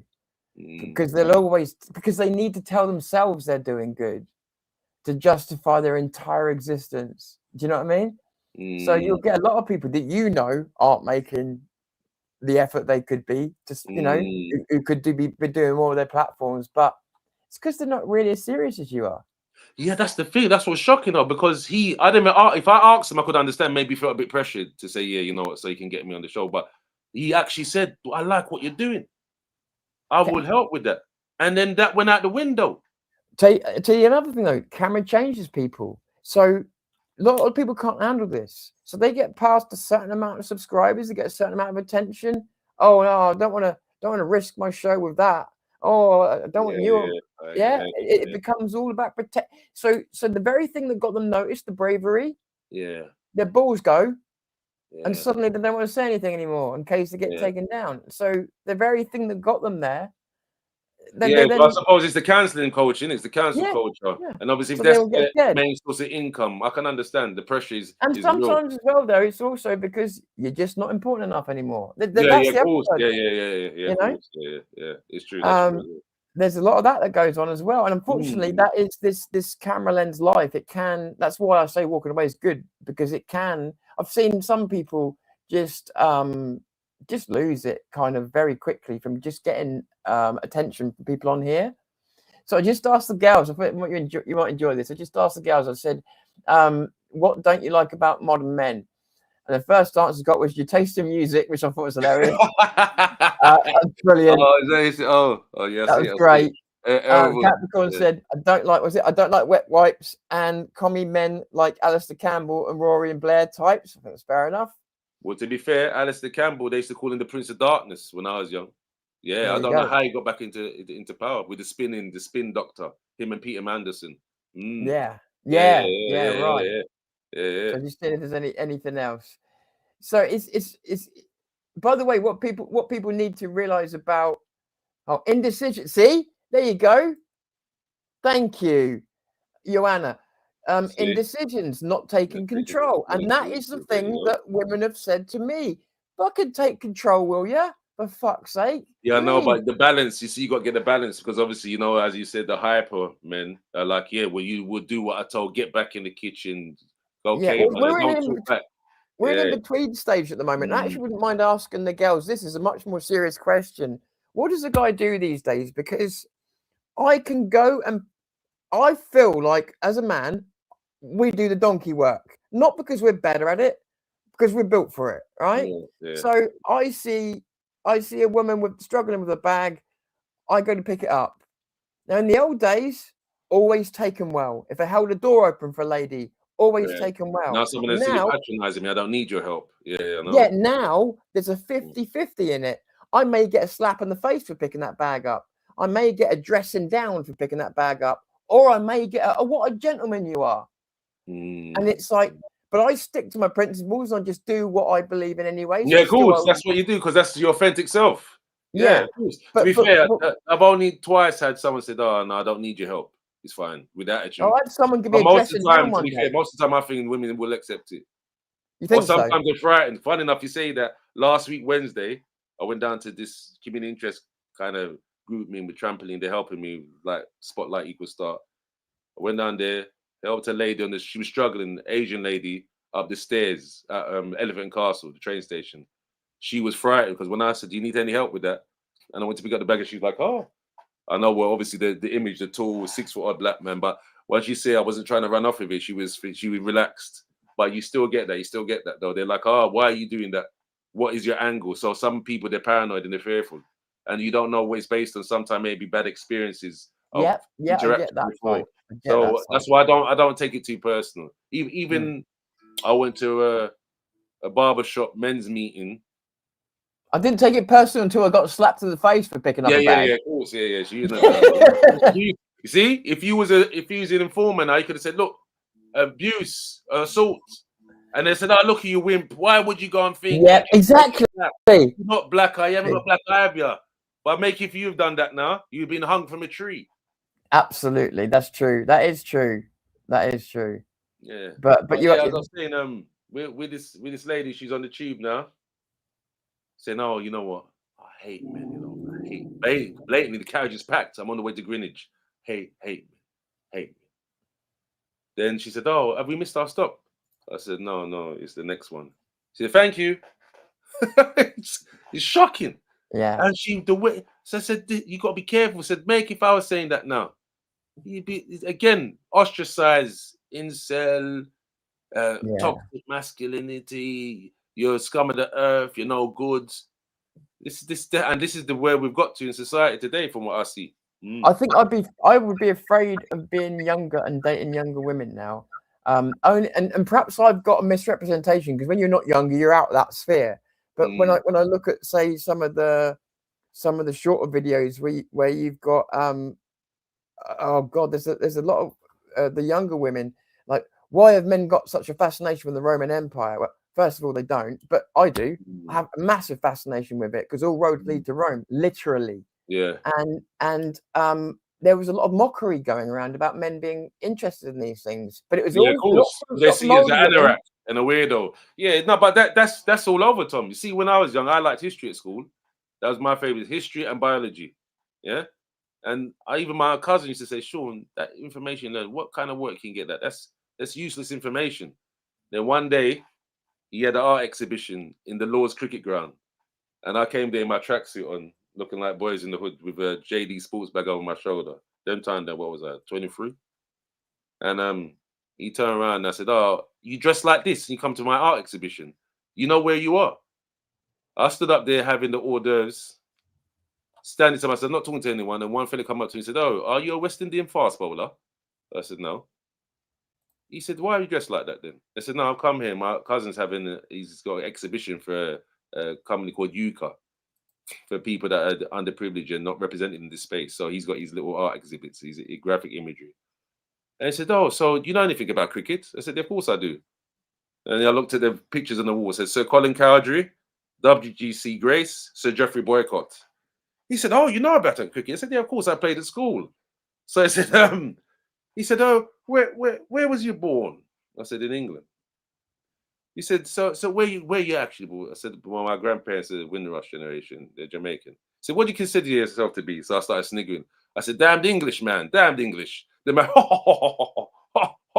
he said, what do you do then? So we started talking about that for he's talked to me about a good 40 minutes. My cousin come along now. How's he talking to you? That's an MCC chairman, committee member. I said, yeah, because I know about the useless information you told me about is helpful in social circles. That man brought me into the long room where they made the 5 wicket takers and century makers, where members of the public are not allowed in. And he said, oh, you know this is a great honor, don't you? He said, of course I do. So I watched enough cricket in my time to realize, remember, people out on the street can't come into these spaces. So I said, oh, your cousin. I said, yeah, bring him along. Bring him along. Be a good chap, bring him along. He let my cousin come in. He said, cuz, why don't you behave like that more often? I said, yeah, because I just want to show you that you've been a pretentious knob, running around trying to network and being up people's backsides. Yeah? And then I just stood there, being my genuine self. And look, because my useless information that I liked at history at school about, the cricket figures that old black and white before we were born is in there. And I know a bit about that. And it made me connect with this man that's not in my circle of life. Exactly. And look where it's got us, in this long room with the 5 wicket takers and century makers. Yeah? Yeah. It's like players are not allowed in here. That's what I always say to people about the book 1984. It don't have to be in the politics, but so many conversations will go over your head if you're just not aware of reading it. Just once in your life, read certain books, know certain things, because you'll never be excluded from a conversation. And like you say, connection. It's a way of connecting in ways you wouldn't even imagine. Just knowledge. And it's so interesting, because I call when I do interviews like this, I'm calling it Tom's Generation X, because I do believe this. I attract mostly Generation X crowd. And it's interesting to see the comments from the women here. Now, a guy I know on here called Spawn, I just want to, because the women have reacted to this as well, and I just want to ask how serious this is, if this was a joke. I'm assuming this was a joke, right, Spawn? Some modern women now want paying for the time it takes to get ready for a date. I'm assuming that was sarcasm, right? True. I've seen that, especially, but I've noticed that's more from Americans saying that, from what I've seen. But explain to me, because I haven't seen this at all. No, what happens is, you see, when you see, say the kind of model types that are, BBLs, surgery, very easily. When you're an average man and you're not making, as they say, the Manosphere say, 6 figures, and you're not 6 foot with 6 inches, they're like, oh, well, you have to do more. And for my time, that's so precious for me to even give you a chance, you need to be coming up with some, cash. Basically, like modern courtesan, more modern prostitution. So that's the way they say. He said you should be, because I'm above you, I'm nicer looking than you, and you want this, sex. So therefore, you will pay me for my time, and I'll give you some time. And I'm not coming out of my home unless you're going on a date that is costs over, like, say, $500 and things like this, isn't it? Yeah. But you're a basic administrator. It may be an office secretary driving maybe a small car, and you live in a 1-bedroom apartment, and you're going on like you're Beyonce, or you're like the Queen of England. That doesn't make sense. I don't know if you've seen. They didn't include him in the influencers thing. This is I wish I could remember his name. They're all such losers. I don't want to remember the names, but he's a wimpy looking guy. And in fairness, he's been a bit bullied online, but he's a fucking simp. And he's got this girl there. She's out of his league. And what I mean by that is purely that he knows it and you can see it, and she knows it and you can see it, and she's with him because he's got a channel. And then you find out she hadn't even had sex with him. They've been together about 6 months. And then this other guy, fair play. I think it might have actually been the HS TikToky. Fair play. Okay. He actually said to this guy, "Fuck me, mate. She's laughing at you. She's taking the piss out of you. She's treating you like a CUNT." And he actually was pretty on top. He was really cool in that moment. That's the one time I'll say he was on top. And he wouldn't have no messing around from this girl, because she was laughing at this guy. And I felt sorry for him at first. I thought, no, you're sat there watching her laugh. If you won't, you're going to ignore her, not just body language. Yeah, that's like abuse. Yeah, you're ignoring her. That's why I told you. Neon, that's the person. That's it. Coercive control. Coercive control. It's coercive control. Neon's the guy. Do you know him? No. Yeah, have a look at him after we've done this. That's exactly what I'm talking about. Well done, mate. Yeah, have a look for Neon. He's a. I definitely will. Thanks for that. Makeshift. Yeah, thank you. That's brilliant. No, not sarcasm. Fact. Yeah. So that's crazy. I didn't even realize this. Yeah. To be fair, when I was a teenager, I had a phase when what they were calling our simping, and I thought, make myself more amenable. I said, oh, look, he's got another woman, thing like that. And I said, look, I wasn't getting a drop of front. So I've got experience of it. Yeah, I was getting experience of it. So I said, when I got to 19 now, and I put on my bad boy persona and punched up a few people at college, they said it started to go raving and things like that. I've noticed, I said, I'm getting loads more women. So that's why these influencers are using that kind of fact. These are things that people known about for years, but they're using that now, making mockery and views and programs over it. Online influencers said these are the natural journeys of life, especially when you got a mum and dad. When I was young, my mum used to have the marriage rules on the wall, and my dad said, "Son, you're writing poetry." Said that's good for older women, son, but women, girls your age, they laugh at you. And I said, Dad, what are you talking about? You know what you're talking about. Then when I had that phase, I said, I see what my dad's saying now. But I didn't have my dad's influence now. I would have been down that rabbit hole as well. And it's only that they've categorized it now with that terminology now, simp. Yeah. So I said, you should think, you said, you got to have some self-esteem and realize what you stand for. If you start thinking because someone's good looking, because I said at the end of the day, good looking is aesthetics and it will fade. And after a while, because when I used to have like top looking women in my book, a lot of the time, after a few months, I lose interest in them because we don't get along, you irritate me, or we're arguing. So I get rid of them. So it's got to be, that's when I realized values and how you connect personality-wise, and they help your mission. That is the foundation of a proper relationship. If you start looking at purely looks, so you're finished. You'll be running, chasing your tail, and for sure. Yeah, for sure. And so everything is. You see, you don't look at that. Don't look at that. But they know. I always used to say it's the whole package. It's the whole package. You've got to be into every part of a person. Exactly. But because some of these men are so besotted with looks, to be fair, I said I can understand because women are very beautiful. I think they're better looking than us. But totally. You do have to have some form of basis of principle, because otherwise some of them will make a fool of you. You have to have that. If you don't, and this is Neon here. They don't have the character to overcome. This is Neon here on screen, just so you know for later when you have a look, just so you know what he looks like. But he's exactly what you've just described, to be honest. It's exactly what you just described. There you go. And to be fair, this is the root of gynocentrism as well, because a lot of the gynocentric men that have no in-group preference, as they say, they put women in pedestal and put themselves down as a subservient class, like a slave, just to be around someone that's nice looking. So that's mad. I think that's what you'll see with that guy. Really, it's a similar sort of process. A lot of it is the trauma and the fact that they're thinking now they want what they want, and they'll do anything to get it. Well, like they're young, and they haven't learned confidence, and so they think they've got to buy their way in. And don't get me wrong, there are women that let you buy your way in, but they'll never respect you. Yeah, of course not. Of course, or they'll use you. As soon as you can't provide those resources anymore, they'll get rid of you. Or move on to someone bigger and better. If your relationship's built on that, then those foundations. It's too transactional. Of course. But to be fair, there's women like that as well. Totally. I've seen that works. Yeah, but that works both ways. Some of them I've seen are good looking, but because they got low self-esteem or they come from a corrupt family background or where they're abused, they're like, bro, you don't know, because let's just say you don't know how good looking you are. How are you letting this man treat you like this when you're nice and you're bright and academic and you work, and you're letting this donut treat you like this? That's what used to confuse me as well. When I think there's a lot of really, it's mental. It's mental. And really good looking women with really lovely personalities that don't realize it.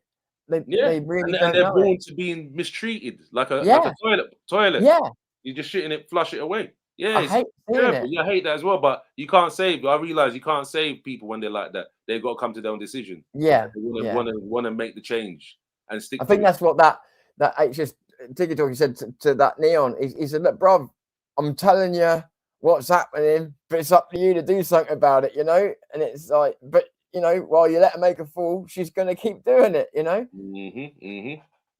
Sometimes reality's hard, but facing it is. When you face walking away from a girl you really like, especially if you know she doesn't like you, you've done the best thing you can because you've just learned how to harden yourself up to be able to know what's the right girl for you. You need that edge. You do. You need that edge.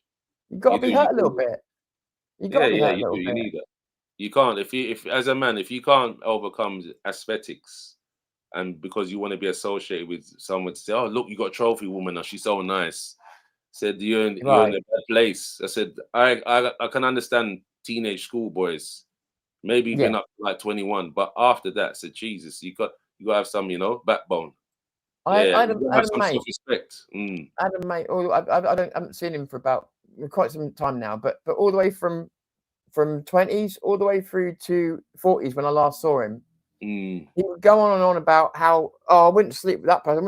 I would only and he's never slept with anyone before, didn't even know how to coexist in a room with a woman, but he would go on about these women that he wanted from these porn movies, you know.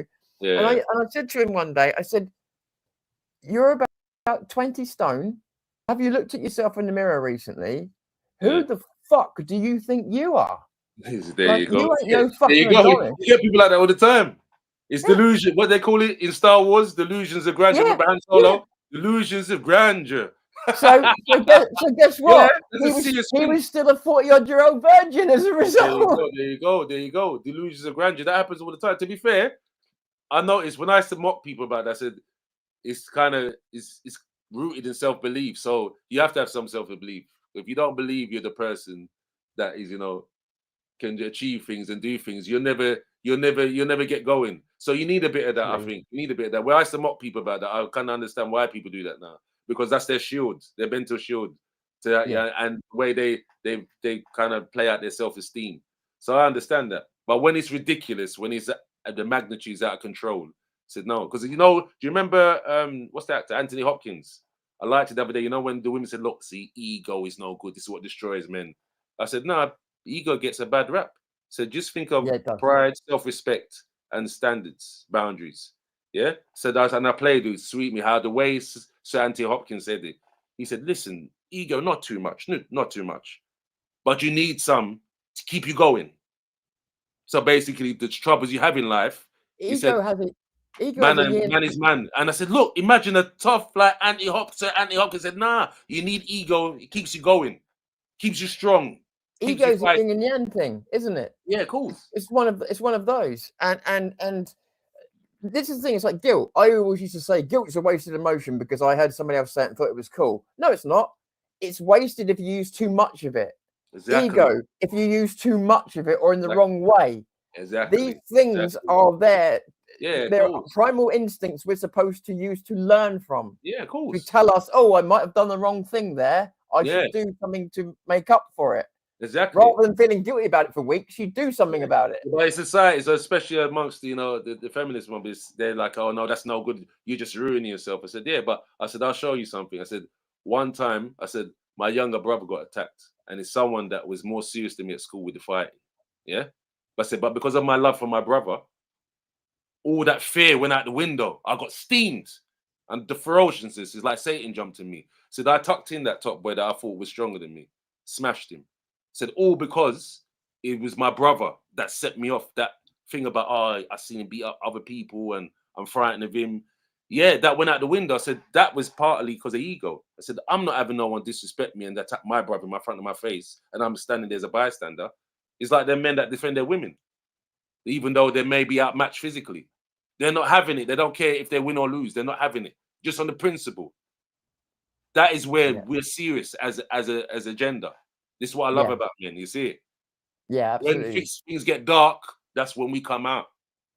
Yeah, no, and that's I was actually talking to Capricorn about this a little while ago. I was saying I think sometimes it's harder to get men to move, but I think it's because we know that when we do it, the stakes get lethal very quickly. Yeah, exactly. But we need that. This is what protects mankind. Yeah, I'm going to send you a clip. Funny enough, a girl showed me this actually. A Jamaican female preacher in kind of Pentecostal church, and she said, this thing you talk about, oh man, jellyback, weak. Say me love man that act like man, that talk like man, that take decision like man, that stand up like man. Man a man. And I'm laughing. A woman sent me this, you know. I said, do you dare put that out there? And people would say, listen, there's something wrong with you. You got internalized misogyny. Too much patriarchal control has dictated your life. But she said, yeah, she said, yeah, Shaun, I don't want no jellyback man. Yeah, he said, you see? Of course it is, because look, all the bad boy rappers, musicians, the run-offs, them. Yep. Yes, of course. Yeah. There's an alpha male side that nobody wants to admit. Yeah, they're attracted to. Exactly. And it's the most natural fucking thing in the world because subconsciously at levels we can't even measure, it's telling someone things about you. You're safe for this person. They're a protector. They're a provider. They're this. They're that. And it's all information that's being processed without you even consciously thinking about it. Of course it is. It's all subconscious. Yeah, of course it is. And same for, by the way, women. I don't mean that like men do the same thing. By the way, so women do the same thing to men. Men do the same thing to women. We get that from each other. Yeah, no, of course. I went to a few years ago. I went carnival, and I see one fella get sparked out cold, and his woman threw a left jab, right cross, decked the fella. She was strapped. Yeah. And she pulled him out of the crowd where they're kicking him. She pulled him by his shirt. Fair fucking play. Said, he's a joke. That's embarrassing. I said, no. I said, what would you want him to do? Let a man be killed? Right. She saved him, even though they said, we don't know if she'd mock him about it after, but she saved him. She had enough care about him to try and get involved physically to stop him from getting seriously hurt. I said, no, best partnerships I've known is the men and women fight together if they have to. Exactly. He said, I don't want one to, oh, please, somebody help us. Said, it take how long for the police to come? Said, yeah, but it took him about 10 years. He said, you know what, Shaun? 10 years later, basically, he said, you're right, you know. You do need a bit of that in your woman. I was shocked because he said, no, that's embarrassing. How can you think she's just left me? Because people, obviously, public viewing as well, because people seen it. I said, no. I said, I rate that woman. I rate her. Yeah, absolutely. Me too. When I was young, I liked Total Recall, Sharon Stone, the way she used to fight, and that black hair one. You know, the Arnold Schwarzenegger film. Yeah. Yeah, I said, I like them women there. My mum was a fighter as well. So I said, I like them that were like, they would stand up. They don't have to be, someone bailing them out. My dad's first wife, when he was with her, I mean, obviously he was a lot younger, but he used to get in fights in the fucking pubs, and if it wasn't going well, she'd fucking jump in as well. Yeah, there you go. There was nobody gonna hurt him when she was around. You know? There you go. And they said a lot of the time when you lot are worried about it, it's your own internal ego looking how it looks, the perception of being weak and the woman stronger than you. Said, well, why you take up with someone like that then? And the thing You is about understand? this strength with women is women may not be physically as strong pound for pound, but fuck me, the fire they've got in them when you see them Yeah, when they're protecting a aggressive, guy like that it's fire is emotional unreal. energy. Yeah. No, listen, I see a thing where they showed you the other day where someone's kids were trapped in the car, and the woman somehow they said she accessed some part of her head and hormone. She turned the car over to rescue her children, and it's not once or twice. I've I seen it. saw that once as a kid. That's happened before. Exactly. You remember the Hulk, the old Hulk from the 70s? Yeah. And they showed that. And obviously he was embarrassed when he couldn't think. Yeah. Yeah. But that is a thing of real life. When Yeah. they showed you, there's women that have done that in real life. Yeah. That is accessing some part of their Probably body. tore every muscle in their body, but they did it. Yeah. But amazing. It's biological possible because one of them scientists said, Shaun, you do know that you don't access all your strips. Said your muscles are so powerful they could break your bones. When you see people that seizure and go into contractions, their bones get broken. So I said, what? That's right. But you know, your body doesn't access that part. See, if you try, and I remember this, if you try and do something, lift something that you know will break your arm, or if you try and put yourself in a position you know will say crack your head open, you will not be able to push yourself to that point. With something inside you will hold you back. Exactly. So it's got to be an emergency situation. It's serious. To bring that out of you. Oh, this is where we're human. We go above ourselves, and reach the full potential. It's like that man I saw. What is it? Swimming in the Arctic. I said, how's that man not going into like shock? They said he has a way of raising his internal body temperature. How he's able to swim with no slip suit on. So my God, and there's people like that out there. But because we're obviously day-to-day average mediocrity and our normal bubble of lives, so there's some serious people out there, different level. Yes. I remember there's a paratrooper that when I was young in the papers where they said his parachute didn't open, he hit the ground even though it's grass, broke every bone in his body, but survived. What? You wouldn't believe these things to be possible, some of the would stories, you? But people, because you don't come across them every day, they don't talk about it, and it's usually get small, like the nibs, news and brief in the papers. It's like the most amazing story you could ever see. Yeah, it doesn't think. But I said, as a race, human, we obviously just from day to day, like construction, how we've come from, boats and just the wheel on the horse and cart to making cars. I said, we're ingenious if. With the talent and compulsion we have as a race, we've done some amazing things day to day that we take for granted. So that's what we should be focusing on instead of obviously always the negatives and the downers and the undermining ourselves. The Northern European countries, they tried to but they tried to create a society in which they believed it was all social constructs. So they tried to let it all. Oh, women can pick what jobs they want, men can pick what jobs they want. We'll start the system again. Guess what? The percentages of women going towards what might have been classically called a women's job and what might have been classically called a man's job, the percentage of people compared to our society was higher. The split was higher when they were given free will. Yeah, of course. Because people gravitate towards things, and that's just who they are. Exactly. It doesn't mean good, better, or worse. It means somebody. This is very simplifying, and this obviously doesn't account for every man and every woman. But to really oversimplify, often you find at the extreme end of things, men are more interested in things, toys, things, and women are more interested in people. And again, that's a very broad generalization. I realize that, but it works for a percentage, Yeah, of course it does. It does, but. Because we're comfortable with your generalizations, and obviously we may come across that in our anecdotal experiences day-to-day life. But I always tell people, remember, over 60 million people in the UK. So even if you know thousands of people, you don't even know 1% of the 1%. That's right. So you can't base it because of that this is a universal truth. No, you've got to look at numbers for that, real numbers. But this is where to be fair, this is where we're bad as a people. We base it on our experiences. Then we get confirmation bias, maybe, from a few news reports and things like that. And then we start thinking that is the whole truth and nothing but the truth. But that's the other thing as well. People on the internet love to say, do your research. And the funny thing is, none of them know what research actually means, because research doesn't mean watching a few YouTube videos that already play into your pre-existing confirmation bias. which is what a lot of people do. They go and watch videos with a title on that they already agree with.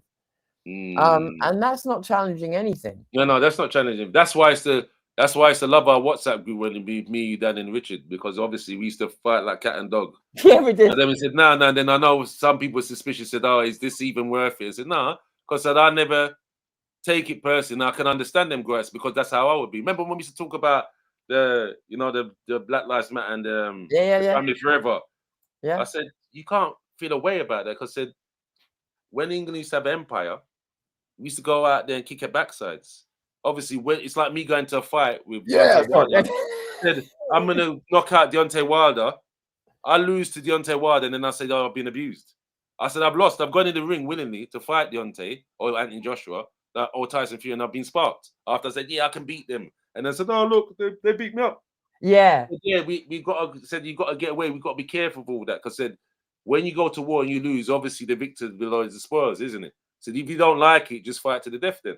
Yeah. I said, a lot of you are not willing to do that, so you can't dare be whining and carrying on.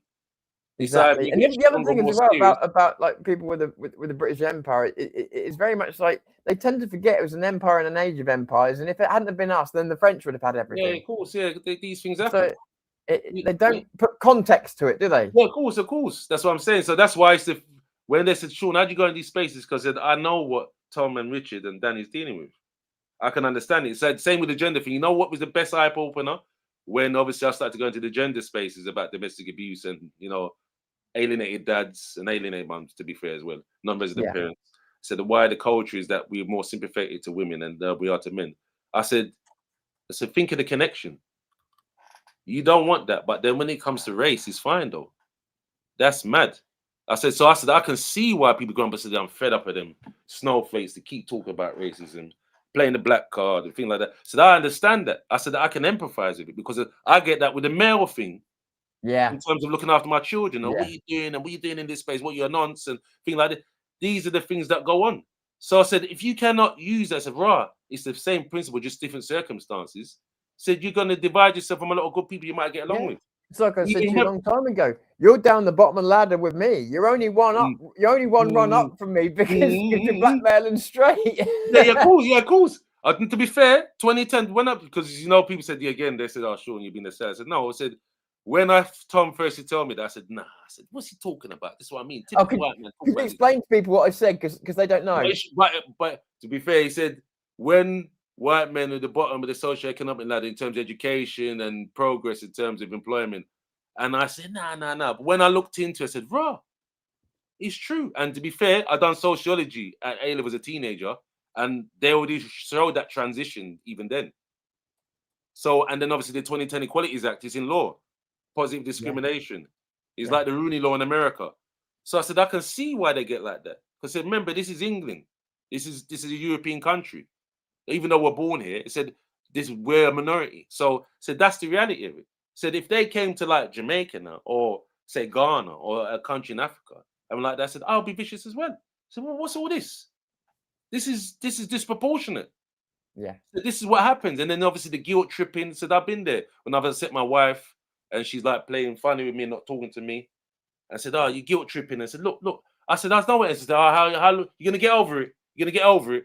Stop this. I said, think of it like that when we're having these things with our fellow human beings. So you have to have the balance. I said, yes, I'm pro-black and we need more activism. We need more better conditions. But I said, you must understand where your counterparts are coming from. How are you going to ever meet in the middle and have a union? He said, you ain't. You're just going to alienate people. And obviously, it leads to war and conflict. I said, and half of you have got white and Asian or Far Asian family members. So how do you think they feel when you're being like that? Right, exactly.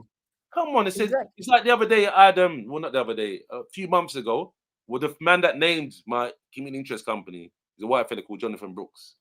We went to Victoria, what they call not Under the Moon, what's it called? Oh, it's popular. Everyone goes there. If I forget the name now, but we went there, tube station. He sneezes. Black fella's on the other side of our way. He said, "There's an effing pandemic and you're sneezing like that." I said, "Calm down, brother. It's the man who's on the other side. He the jet went in your face. He went like that. He turned the ball, yeah. and some of it sprayed out the side. He said, "You're not gonna in the open air. You're not gonna be. It's not like we're in a tube carriage." Yeah. The man said, "We are talk to you sell out." So me and him got into it. So obviously, sell out straight away. Just sell out. Think of the optics because I'm fighting for a while. They've tried to say, "Oh, you got a my God. What are you doing?" They said, "No, because obviously this is my friend. I don't know this man. It's my friend." I said, "Listen, calm down, because you're being over the top." And realized he had some kind of, he was a basket case. He must have something wrong with his head. Said, "No." And Johnny said, "Right, why do you do that, Shaun?" I said, "Because obviously you're my friend. I've known you for years." Yes, I'll give a and you're surprised. You're probably my blackness is not based on that. My blackness is not based on that. People are surprised, right? Yeah. But obviously, you think of the optics, Tom. It looks bad because obviously, I get it. I'm there thinking, but the wife I'm defending from the black man, so it looked bad. So I understand it, but I said the same day I was never going to part with that. I'm never going to part with that. So he said, "I'll do that with any of my friends, black, white, or Asian." You see, so that's the thing. That's how I am. But obviously, the optics, I can see why some blacks says, "Yeah, that look bad, Shaun. You're helping the oppressor," and thing like that. So you're always going to get that. Yeah, it's like my white friends that still defend me in football. Some of them said, "Oh, basically, like you said, like race traitor, or you're a wigger, or you're trying to be black, or look, you're urban, you like mixed race of black women." I said, "Yeah, well, you're always gonna get it." So you get that from everywhere. Same with the Asian. Some of them that some of the Muslim women that I knew that wanted to have black husbands, and the dads were like, "No, I dare you. You don't go and do that with no kalia." You get this all. It's all over.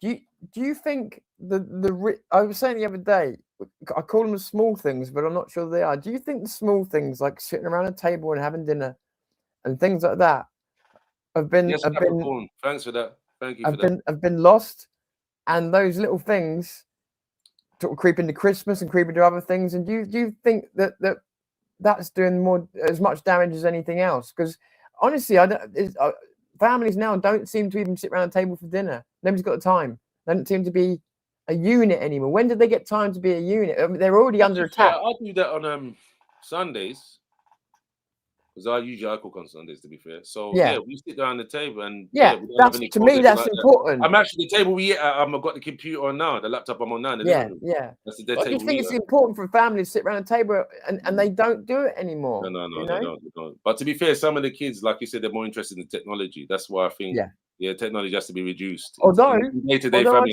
I've seen parents, and it's kind of like, I'm not knocking their parenting, right? Because I know it's a hard job. I'm only pointing something out I saw when I come back from holiday once, and it was just that these parents said, and I've seen it before, and I think that's why it caught my attention. This kid must have been maybe a year old, and to shut it the fuck up, they were just putting this iPad straight in its hand, and it was.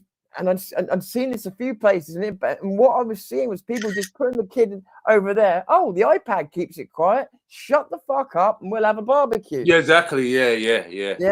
I'm seeing a lot of that, and it's like, there was a time you couldn't have done that. You would have had to include them. Yeah, of course.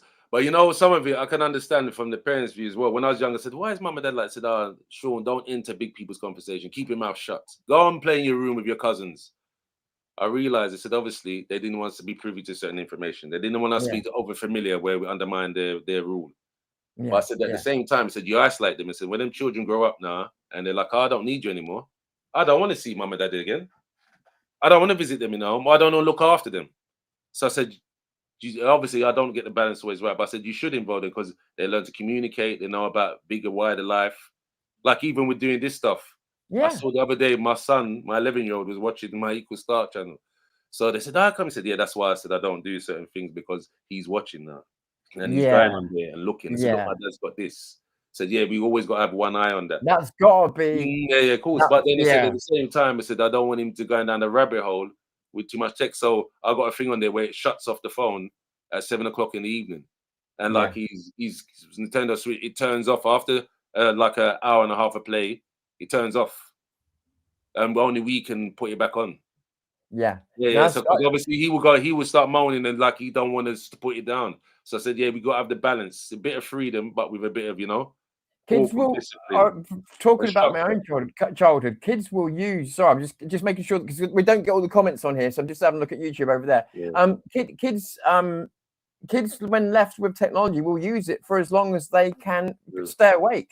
So it is up to us to moderate that, because I used to be able to do 17-hour sessions on the computer and not be tired. I was a machine. So someone had to cut me off from that supply, you know? Yeah, but at least you can admit that some Yeah. children, to be fair, remember, you've got a conscience and you love your parents. But there's some children, they get like a diva, demonic with it. Even the other day, my woman was watching, was it The Furies? I couldn't believe how imagine Tyson Fury's a 2-time heavyweight champion, and one of his sons was swearing at him and said, shut up, and I don't want to do this stupid caravan thing and go. He said, put the phone down and you're going to come with me on a trip. And he didn't want to talk. He said, oh, my dad's asking me stupid questions about what do I like.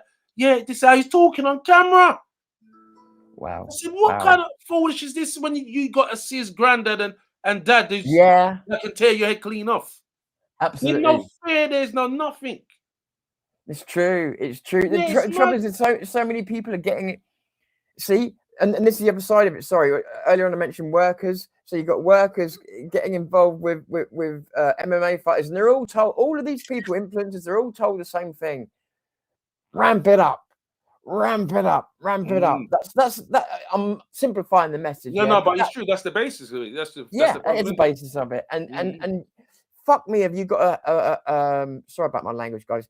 You've got a really tense situation before you even include the world's politics or anything else. Exactly. I tell people all the time, even with like when I done the domestic abuse pilot scheme, and they were like, oh, you know what? Well, I was surprised one of the ladies said, oh, Shaun, how do you cope with that when the background you come from where belting was part of the discipline? Would you say that is abuse? This is obviously when we had finished the session. I said, no, because obviously you got to look at the generation that people come from and what was accepted. I said, remember, England used to allow that. Even now, smacking is legal.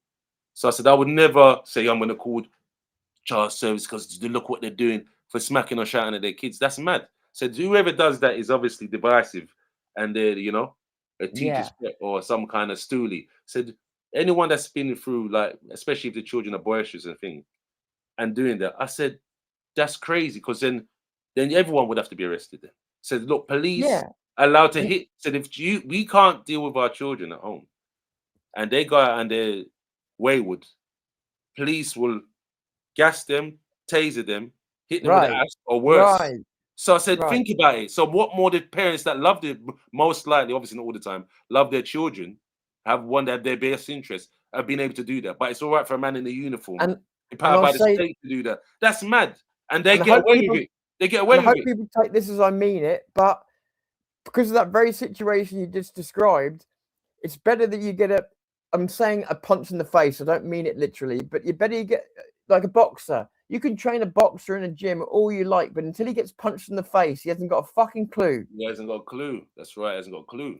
You know? Yeah. So we got to be careful that, because it's getting too bad now. And then you're tying parents behind their back and tell them, oh, you're useless. This is why the kids are out of control, because you got no authority.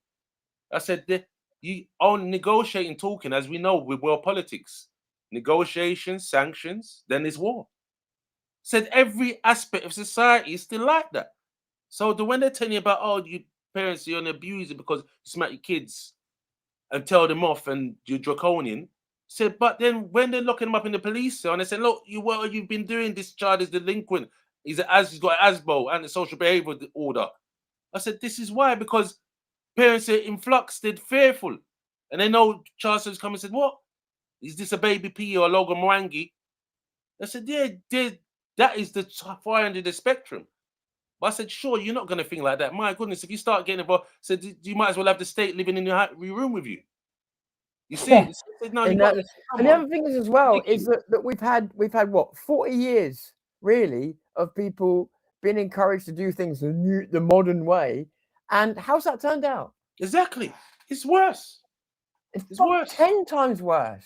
To be fair, I don't mind the kind of rebellion though, like where the authority, question authority, because it says when you start having everybody needs a bit of rebellion, and everyone's just that's a sure way to slavery. Of course, you don't want people. No, I don't like the deference, because I know some of because even the other day I saw in pilot PM's questions where they said, oh, the children these days are less deferent to the adults.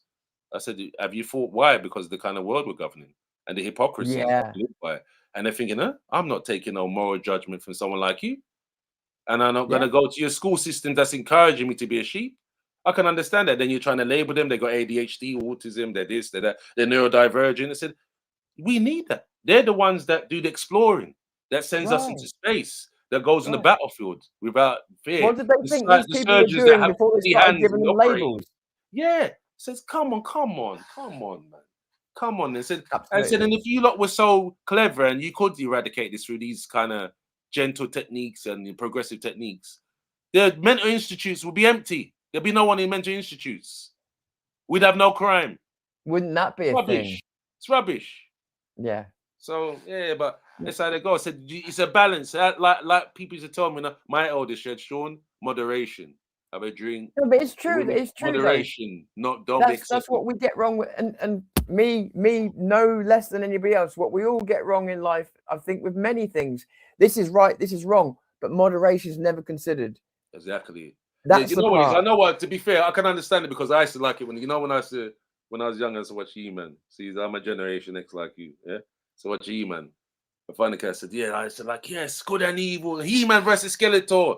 Then obviously when I'm in the real world now, I said, rah, Shaun, that's a bit thing about what you said, innit? I said, yeah, but boy, yeah. Am I compromising?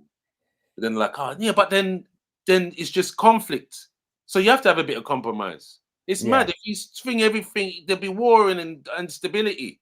Absolutely. You can't. You said so. I said the grey thing of Peter. I learned to embrace it because I said, nah. I said, you're selling out, but you have to have compromise. You have to take on board what people say. That's what keeps the harmony. And then I remember the scales of justice, balance.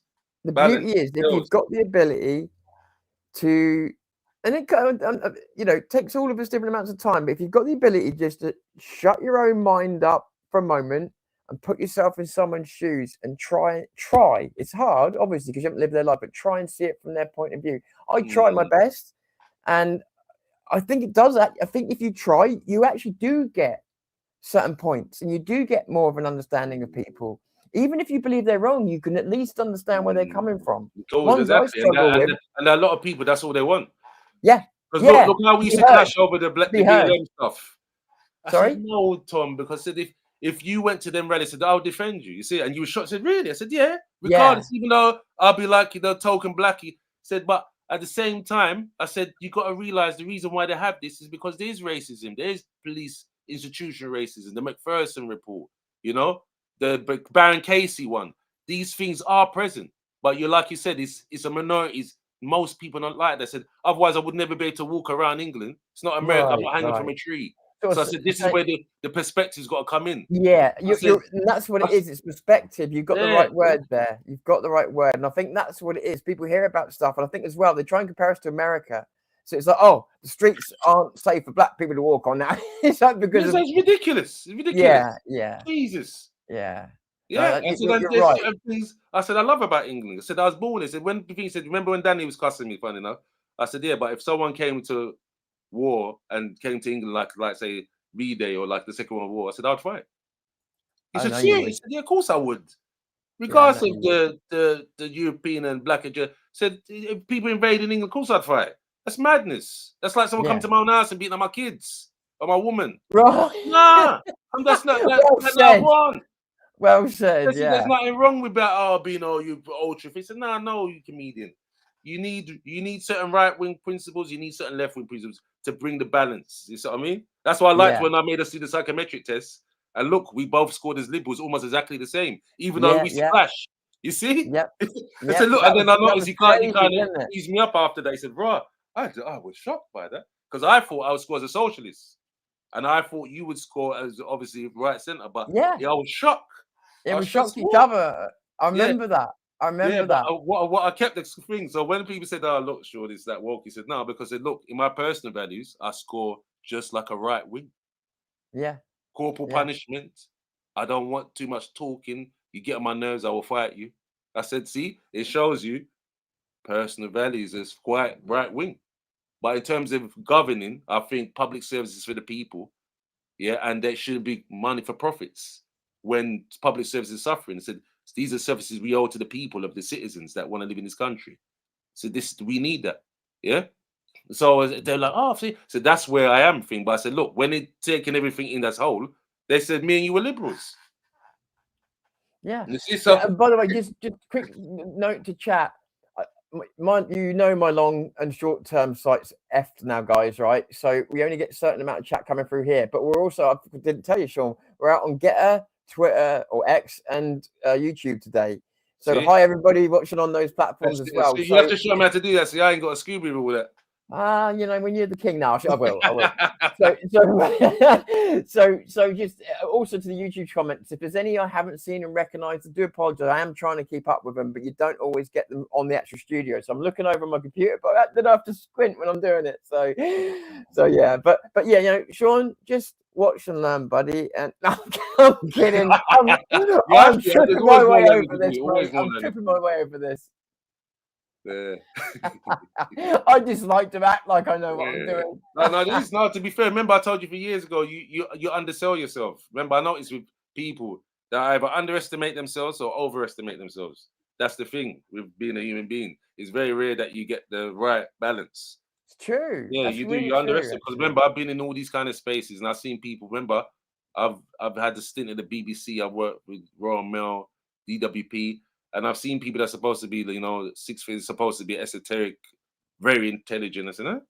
But wait a minute, you don't know this, you don't know that. Even a few years ago, remember when they asked David Cameron where they signed the Magna Carta? And he's like, he was struggling. Oh, yeah, I remember that. Yeah, I said, and I knew that from state school education. And he's a blue blood. He's related to the man that wrote that. And he didn't know. I completely forgot about that happened. Yeah. So that's why I'd never take no use to great I am. And I must just listen to you automatically without proof. Nah, no way. I've seen some of these blue bloods ain't got. Even the other day when one of them tried to tell me fun enough is a campaign that used to run around with Tom Robson and said, Shaun, we got rules in this country. I said, listen, what are you talking about? I born here. You understand me? I born St. Thomas Hospital right near River Thames. You understand? I said, sing me the Grand Duke of York. He couldn't tell me the Grand Duke of York. I said, he's a jock. He's a jester. I said, you don't know the Grand Duke of York? I knew that from primary school. I said, you talk about English, man. I said, what a mockery. You are a mockery. You're a joke. I love you, Shaun. No, you're telling about England. You, mate. I showed him, who's this outside the Houses of Parliament? I don't know. Oliver Cromwell, leader of the Republic. He cut off King Charles I's head. What are you talking? He's a Puritan. You don't know this and you're an Englishman. Said, you're mocking me. Don't ever question my credentials. You understand me? I know and I know who Oliver Cromwell is. You understand me? I know where the House of Parliament is. You fool. Yeah, so I say, yeah, you get these people. That's why I laugh. Mate, you're brilliant. You're brilliant. I thought maybe you lost a bit of that fire, but it's still there, my brother. It's still there. Listen, we're winding up for 2 hours here, and I feel like perhaps we should do a part 2 at some time because I've really enjoyed this. Of course, yeah, we should. Remember, I wanted to keep it going from when we was doing it all them years ago. Yeah, you did. Whenever you're ready, I'm up for it. You did. I've really enjoyed this today.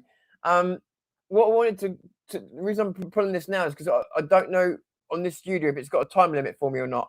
But and in case it has, I wanted to anything you want to promote, put out there, anything at all. Oh no, to be fair, just plug the YouTube channel at Equal Start. And I've got an Instagram page. I'm developing a website now because the little funding I got for the domestic abuse pilot, there's money left over so I could do the website. So that will be coming soon.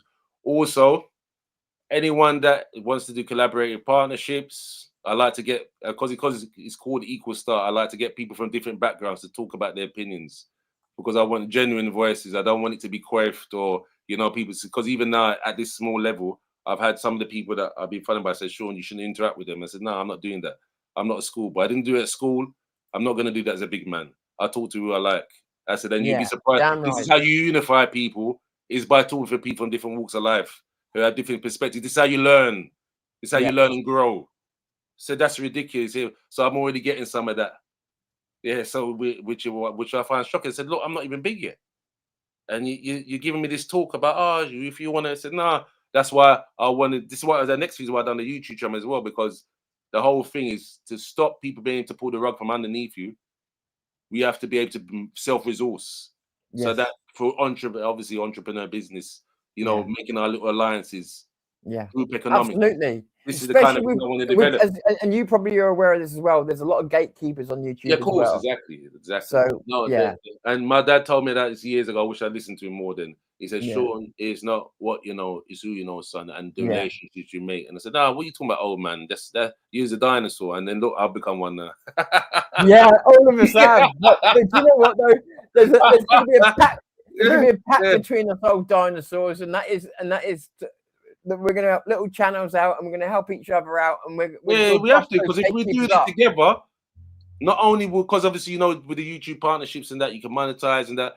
Remember, so you see, like the domestic abuse pilot, the money I got, people that I came up with that helped me when all them years when I wasn't getting anything, make sure they got a change out of it. So because I said I want to keep us together, and I'm not gonna. I remember the people that helped me from day one.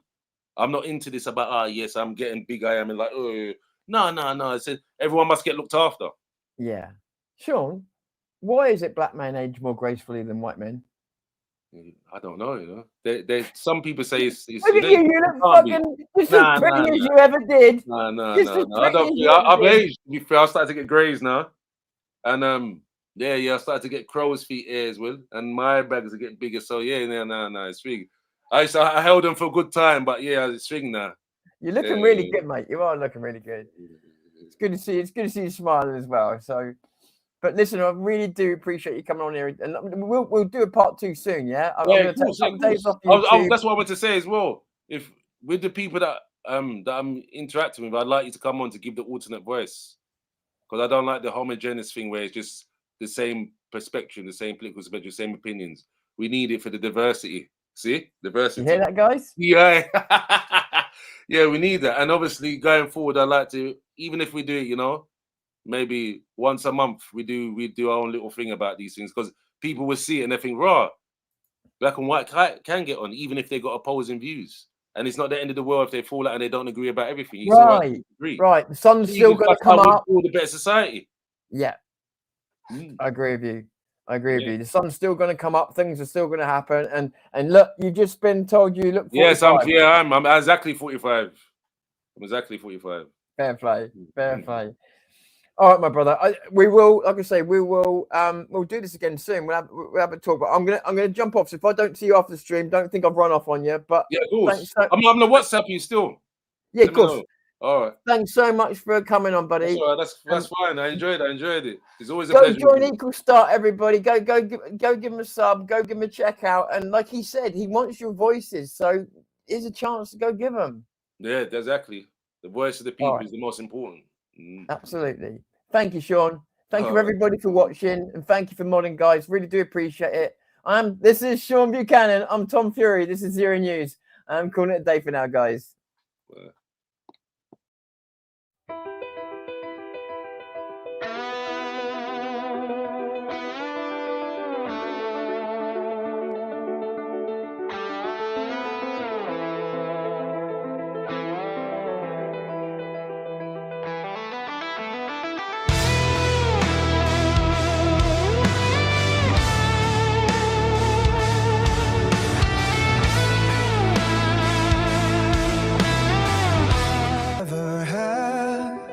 Was the time that was gifted to us then? What happened to the English lion? What happened to the guys of our own? What happened to us?